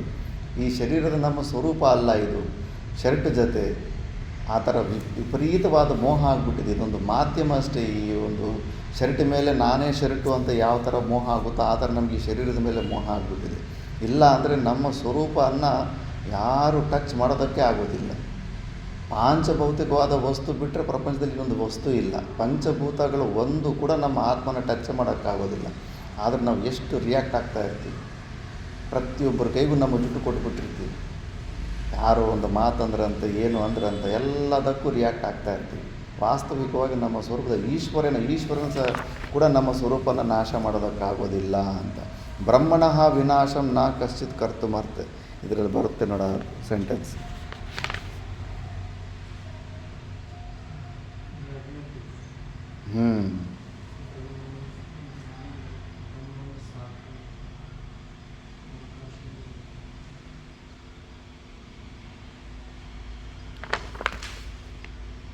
ಕಶ್ಚಿತ್ ವಿನಾಶಯಿತು ಶಕ್ನೋತಿ ಈಶ್ವರೋಪಿ ಅಂತ. ಶಕ್ನೋತಿ ಈಶ್ವರೋಪಿ ಅಂತ. ಈಶ್ವರನಿಂದ ಕೂಡ ಅದು ಮತ್ತು ಇನ್ನು ಯಾರಿಂದ ಹೆದರಬೇಕು ನಾವು? ಆ ಪವರು, ಆ ಕೆಪ್ಯಾಸಿಟಿ, ಆ ಯೋಗ್ಯತೆ, ನಮ್ಮನ್ನು ನಾಶ ಮಾಡುವಂಥ ಯೋಗ್ಯತೆ ಇಲ್ಲವೇ ಇಲ್ಲ. ನಾವು ಸದಾ ಇದ್ದೇ ಇರ್ತೀವಿ, ಕಂಟಿನ್ಯೂಸ್ ಆಗಿರ್ತೀವಿ. ಆ ಮೃತ್ಯು ಮಾತ್ರ ನಮ್ಮನ್ನು ಏನು ನಾಶ ಮಾಡಿ, ಈ ಶರೀರ ವಿಯೋಗ ಆಗುತ್ತಷ್ಟೇ. ಈ ಶರೀರ ವಿಯೋಗ ಆದಮೇಲೆ ಕೂಡ ನಮ್ಮ ಅಸ್ತಿತ್ವ ಇದ್ದೇ ಇರುತ್ತೆ. ಆದ್ದರಿಂದ ಯಾಕೆ ಶೋಕ ಪಡಬೇಕು ಅಂದ್ಬಿಟ್ಟು. ಮತ್ತು ಇನ್ನು ಈ ಶ್ಲೋಕದಲ್ಲಿ ಇನ್ನೇನು ಅರ್ಥ, ಇನ್ನೊಂದು ಸ್ವಲ್ಪ ಒಂದು ವಿನಾಶ ಪದಕ್ಕೆ ಸ್ವಲ್ಪ ಭಾಷೆಯಲ್ಲಿ ಒಂದು ಸೆಂಟೆನ್ಸು ಎಕ್ಸ್ಟ್ರಾ ಇನ್ಫಾರ್ಮೇಷನ್ ಇದೆ. ನ ಅಪಿ ಆತ್ಮೀಯೇನ ಆತ್ಮೀಯ ಭಾವಾತ್ ಯಥಾ ದೇವದತ್ತಃ ಧನಹಾನ್ಯ ವೇತಿ ನತು ಏವಂ ಬ್ರಹ್ಮ ವೇತ್ತಿ ಅತಃ ಅವ್ಯಯಸ್ಯ ಬ್ರಾಹ್ಮಣಃ ವಿನಾಶಂ ನ ಕಶ್ಚಿತ್ ಕರ್ತುಮರ್ಹತಿ. ಈ ಸೆಂಟೆನ್ಸಿನ ಅರ್ಥ ಏನು? ಅವ್ಯಯ ಅಂತಕ್ಕಂಥ ಪದ, ಅವ್ಯಯ ಅಂತಂದ್ರೆ ಅದು ಹೆಚ್ಚು ಕಡಿಮೆ ಆಗುವಂಥದ್ದಲ್ಲ, ವ್ಯಯವಾಗುವಂಥದ್ದಲ್ಲ, ಮತ್ತು ಅದು ಮತ್ತು ಹೆಚ್ಚಿಗೆ ಆಗುವಂಥದ್ದಲ್ಲ. ಆ ಅವ್ಯಯ, ಈಗ ದೇವದತ್ತ ಧನ ಹಾನಿ ಅಂದ್ರೆ ಅವನು ಧನ ಹಾನಿ ಆದಂದ್ರೆ ಆ ದೇವದತ್ತ ಧನದ ಹಾನಿ ಆಗೋದ್ರಿಂದ ಅವನಿಗೆ ಹಾನಿ ಆಯಿತು, ಅವನು ನಷ್ಟ ಆದ ಅಂತಕ್ಕಂಥ ವಾಕ್ಯವನ್ನು ಅಲ್ಲಿ ಉಪಯೋಗಿಸ್ತು. ಆಮೇಲೆ ಈ ಆರೋಗ್ಯ ಸಮಸ್ಯೆ ಬಂದಾಗ ಆರೋಗ್ಯದಿಂದ ಬಳಲುತ್ತಿರುವಾಗ ಹ್ಞೂ ಅವನ ನಾಶ ಆದಂಗೆ ಇನ್ನು ಅವನ ಆರೋಗ್ಯ ನಾಶ ಆದಾಗ ಆ ಆರೋಗ್ಯವನ್ನು ಅವನಲ್ಲಿ ಆರೋಪ ಮಾಡಿ ಆ ಧನವನ್ನು ಆರೋಪ ಮಾಡಿ ಹೇಳಿದಂಗೆ ಇಲ್ಲಿ ಆ ಪರಮಾತ್ಮ ಅವ್ಯಯ ವಸ್ತುವಿಗೆ ಯಾವುದನ್ನು ಆರೋಪ ಮಾಡಿ ಹೇಳಲಿಕ್ಕೆ ಬರೋದಿಲ್ಲ. ಇದು ಎಕ್ಸ್ಟ್ರಾ ಇನ್ಫಾರ್ಮೇಷನ್. ಈಗ ನಾವೇನು ಹೇಳ್ತೀವಿ, ಸಚ್ಚಿದಾನಂದ ಸ್ವರೂಪ, ನಮ್ಮ ಸ್ವರೂಪನ ಯಾರು ನಾಶ ಮಾಡೋಕ್ಕಾಗೋದಿಲ್ಲ ಅಂತೆಲ್ಲ ಹೇಳ್ಬಿಟ್ವಿ. ಸರಿಯಪ್ಪ, ನಿನ್ನನ್ನು ಯಾರು ನಾಶ ಮಾಡೋಕ್ಕಾಗಲ್ಲ. ಈಗ ಪ್ರಪಂಚದಲ್ಲಿ ಯಾರೇ ಆಗಲಿ, ಯಾರಿಗಾದರೂ ಒಬ್ರಿಗೆ ಹಿಂಸೆ ಕೊಡಬೇಕಂದ್ರೆ ಅವರನ್ನು ಏನೂ ಮಾಡೋದಿಲ್ಲ, ಅವ್ರ ಬಿಸ್ನೆಸ್ಸನ್ನು ಫೇಲ್ಯೂರ್ ಮಾಡಿಸ್ಬಿಡ್ತಾರೆ. ಕಾಂಪಿಟೇಷನ್, ಅವರೊಂದು ಅಂಗಡಿ ಹಾಕ್ಕೊಂಡಿದ್ರೆ ಅವ್ರ ಅಂಗಡಿ ಪಕ್ಕದಲ್ಲಿ ಇನ್ನೊಂದು ಹೊಸ ಅಂಗಡಿ ಹಾಕ್ಬಿಡ್ತಾರೆ ಕಾಂಪಿಟೇಷನ್ನಲ್ಲಿ. ಆ ಬಿಸ್ನೆಸ್ ಫೇಲ್ಯೂರ್ ಆಗಿಬಿಟ್ರೆ ಅವನು ಸಾಲಗಳು ಮಾಡಿಬಿಟ್ಟು ಆ ವ್ಯಕ್ತಿ ಸಿಕ್ಕಾಪಟ್ಟೆ ಲಾಸ್ ಹೋಗ್ಬಿಟ್ರೆ ಆಯ್ತಪ್ಪ ಅವನು ನಾಶ ಆಗಿಬಿಟ್ಟ ಅಂತಾರೆ. ಇಲ್ಲ ಅಂದರೆ ಅವನು ಯಾವ ಆಲಂಬನೆ ಇಟ್ಕೊಂಡಿರ್ತಾನೋ, ಸಂಪತ್ತಿನ ಆಲಂಬನೆ ಇಟ್ಕೊಂಡು ಆ ವಸ್ತುವಿನ ನಾಶ ಆದರೂ ಕೂಡ ಅವನು ನಾಶ ಆಗೋಯ್ತಂತ. ಯಾರಾದ್ರೂ ಒಬ್ಬ ಗಂಡು ಮಗು ಇರ್ತಾನೆ, ಅವನೇನಾದರೂ ಸತ್ತೋಗ್ಬಿಟ್ಟ ಅಂದ್ರೆ ಹೋದಪ್ಪ ಅವನು ನಾಶ ಆಗಿಬಿಟ್ಟ ಇನ್ನು ಅಂತಾರೆ. ಆ ಥರ ನಾಶ ಏನಾದರೂ ನಮ್ಗೆ ಆತ್ಮ ಆಗುತ್ತೇನೋ? ನಾವು ಈ ಆತ್ಮ ಏನೋ ಸ್ವರೂಪ, ಆ ಸ್ವರೂಪ ಈ ಶರೀರದ ಜೊತೆ ತಾದಾತ್ಮ್ಯ ಇಟ್ಕೊಂಡಿದೆ ಅಲ್ಲ. ಅಲ್ಲಿ ಪ್ರಪಂಚದಲ್ಲಿ ಹೆಂಗೆ ನಾವು ಅವನಿಗೆ ಸಂಬಂಧ ಇಟ್ಕೊಂಡ್ರೆ ವಸ್ತುಗಳು ನಾಶ ಆದರೆ ಅವನು ನಾಶ ಆಗೋಯ್ತು, ಆಯ್ಪಾಯಪ್ಪ ಒಡ್ನ ನಾಶ ಮೈಪಾಯ ಒಡು ಇಟ್ಲೆ ಅಪ್ಪಲು ಪಾಲೈಪಾಯ ಅಂತಾರೆ. ಇಲ್ಲ ಆ ಥರ ನಾಶ. ಮತ್ತು ನಾವು ಸಚ್ಚಿದಾನಂದ ಸ್ವರೂಪಗಳೇ, ಆದರೆ ಈ ಶರೀರದ ಜೊತೆ ಸಂಬಂಧ ಇದ್ದಾಗ, ಈ ಶರೀರದಲ್ಲಿ ನಾಶ ಆದಾಗ ಆ ಥರ ನಾಶ ಆಗ್ಬೋದಲ್ಲ. ಅಂದರೆ ಆ ಥರ ನಾಶ ಆಗೋದಕ್ಕೆ ಅಪಿ ಆತ್ಮೀಯ ಅಭಾವಾದ್ ಯಥಾ ದೇವದತ್ತಃ ಧನಹಾನ್ಯವೇತಿ ನತು ಏವಂ ಬ್ರಹ್ಮ ವ್ಯತ್ಯತಿ. ಯಾಕಂದರೆ ಅವ್ಯಯಸ್ಯಾಸ್ಯ ಬ್ರಹ್ಮಣಃ ವಿನಾಶಂ ಕಶ್ಚಿತ್ ಕರ್ತುಂ ಅರ್ಹತಿ. ಆ ಥರ ನಾಶ ಕೂಡ ಮಾಡೋದಿಲ್ಲ. ಯಾಕಂದರೆ ನಮ್ಮ ಸ್ವರೂಪ ಅಸಂಗ ಸ್ವರೂಪವಾಗಿರುತ್ತೆ. ಅವ್ಯಯ ಅಂದ್ರೆಗಾನ ಅದು ನಾಶರಹಿತವಾಗಿರುತ್ತೆ. ಪಾರ್ಟುಗಳಾಗಿ ಇರೋದೇ ಇಲ್ಲ. ಯಾವುದಕ್ಕೆ ಸಾವಯವ ಆಗಿರುತ್ತೋ ಅಂಥದ್ದಕ್ಕೆ ಒಂದರಿಂದ ಒಂದು ಲಿಂಕ್ ಇರುತ್ತೆ. ಈ ಮರದ ಕೊಂಬೆ ಬೇರೆ ಕಟ್ ಮಾಡಿಬಿಟ್ರೆ ಮರ ಒಣಗೋಗೋ ಥರ ಅದರ ಒಂದಕ್ಕೆ ಒಂದು ಲಿಂಕ್ ಇತ್ತು. ಒಂದು ನಾಶ ಆದರೆ ಇನ್ನೊಂದಕ್ಕೆ ಕೂಡ ಸ್ವಲ್ಪ ಎಫೆಕ್ಟ್ ಬರ್ತಾ ಇರುತ್ತೆ. ಬಟ್ ನಮ್ಮ ಸ್ವರೂಪಕ್ಕೆ ಯಾವುದೇ ಆದಂಥ ಪಾರ್ಟ್ಗಳಿರೋದಿಲ್ಲ. ಅದು ನಿರವಯವಾಗಿರುತ್ತೆ ಮತ್ತು ಅದು ನಾಶರಹಿತವಾಗಿರುತ್ತೆ. ಈ ಥರ ಕೂಡ ಆತ್ಮಗೆ ಅಹಮಮ ಅನ್ನೋದು ಏನು ಇರೋದಿಲ್ವಲ್ಲ. ಈ ಅಂತಃಕರಣಕ್ಕೆ ನಾನು ನನ್ನದು ಅನ್ನೋ ಭಾವಗಳು, ನಮ್ಮ ಸ್ವರೂಪದಲ್ಲಿ ಅಹಮಮ ಭಾವ ಇರೋದೇ ಇಲ್ಲ. ಅಹಮಮ ಭಾವ ವ್ಯತಿರಿಕ್ತ ಅದು ಸಂಸಾರ ಆಗಿಬಿಡುತ್ತೆ. ಆದ್ದರಿಂದ ಈ ಥರ ನಾಶ ಕೂಡ ನಮ್ಮ ಸ್ವರೂಪಕ್ಕೆ ಇರೋದಿಲ್ಲ. ಅದಕ್ಕೆ ಪ್ರಪಂಚದಲ್ಲಿ ಏನು ಇಡೀ ಪ್ರಳಯ ಬಂದು ನಾಶ ಆದರೂ ಕೂಡ ಪ್ರಪಂಚದಲ್ಲಿ ನಮ್ಮ ವಸ್ತುಗಳು ಏನೇನೋ ಇರ್ಬೋದು, ತಾದಾತ್ಮ್ಯ ಇಟ್ಕೊಂಡು ಅವೆಲ್ಲ ನಾಶ ಆದರೂ ಕೂಡ ನಮಗೇನೂ ಆಗೋದಿಲ್ಲ. ಮಿಥಿಲಾಯಾಮ್ ದಗ್ಧಾಯಾಮ್ ನಮೇ ದಹ್ಯತಿ ಕಿಂಚನ ಅಂತ ಜನಕ ಮಹಾರಾಜ್ ಅಂತ. ಮಿಥಿಲಾ ನಗರ ಅಲ್ಲಿ ಸುಟ್ಟೋಗ್ತಾ ಇರುತ್ತೆ. ಪ್ಯಾಲೇಸ್ ಕೂಡ, ಹೆಂಡತಿ ಮಕ್ಕಳು ಎಲ್ಲ ರಾಜ್ಯನೇ ಸುಟ್ಟೋಗ್ತಾ ಇರುತ್ತೆ. ಆದರೂ ಕೂಡ ನಮೇ ದಹ್ಯತಿ ಕಿಂಚನ, ನಂದೇನು ಸುಡ್ತಾ ಇಲ್ಲ ಅಂತಾರೆ ಜನಕ ಮಹಾರಾಜ. ಅಂಥ ಸ್ಥಿತಿಯಲ್ಲಿದ್ದಾಗ ಮಮ ಭಾವ ಅಹಂಭಾವಗಳು ಎಲ್ಲಿರುತ್ತೆ? ಆದ್ದರಿಂದ ಈ ಥರ ನಾಶ ಕೂಡ ನಮ್ಮ ಆತ್ಮಸ್ವರೂಪದಲ್ಲಿ ಇಲ್ಲ ಅಂತ ಇಲ್ಲಿ ಭಾಷೆಯಲ್ಲಿ ವ್ಯಕ್ತಪಡ್ತಾ ಇದ್ದಾರೆ. ಇದು ನಾವು ನೆಕ್ಸ್ಟ್ ಕ್ಲಾಸಲ್ಲಿ ನೋಡೋಣ. ಓಂ ಪೂರ್ಣಮದ ಪೂರ್ಣಮಿದಂ ಪೂರ್ಣಾತ್ ಪೂರ್ಣಮುದಚ್ಯತೆ ಪೂರ್ಣಸ್ಯ ಪೂರ್ಣಮಾದಾಯ ಪೂರ್ಣಮೇವಾವಶಿಷ್ಯತೆ. ಓಂ ಶಾಂತಿ ಶಾಂತಿ ಶಾಂತಿ.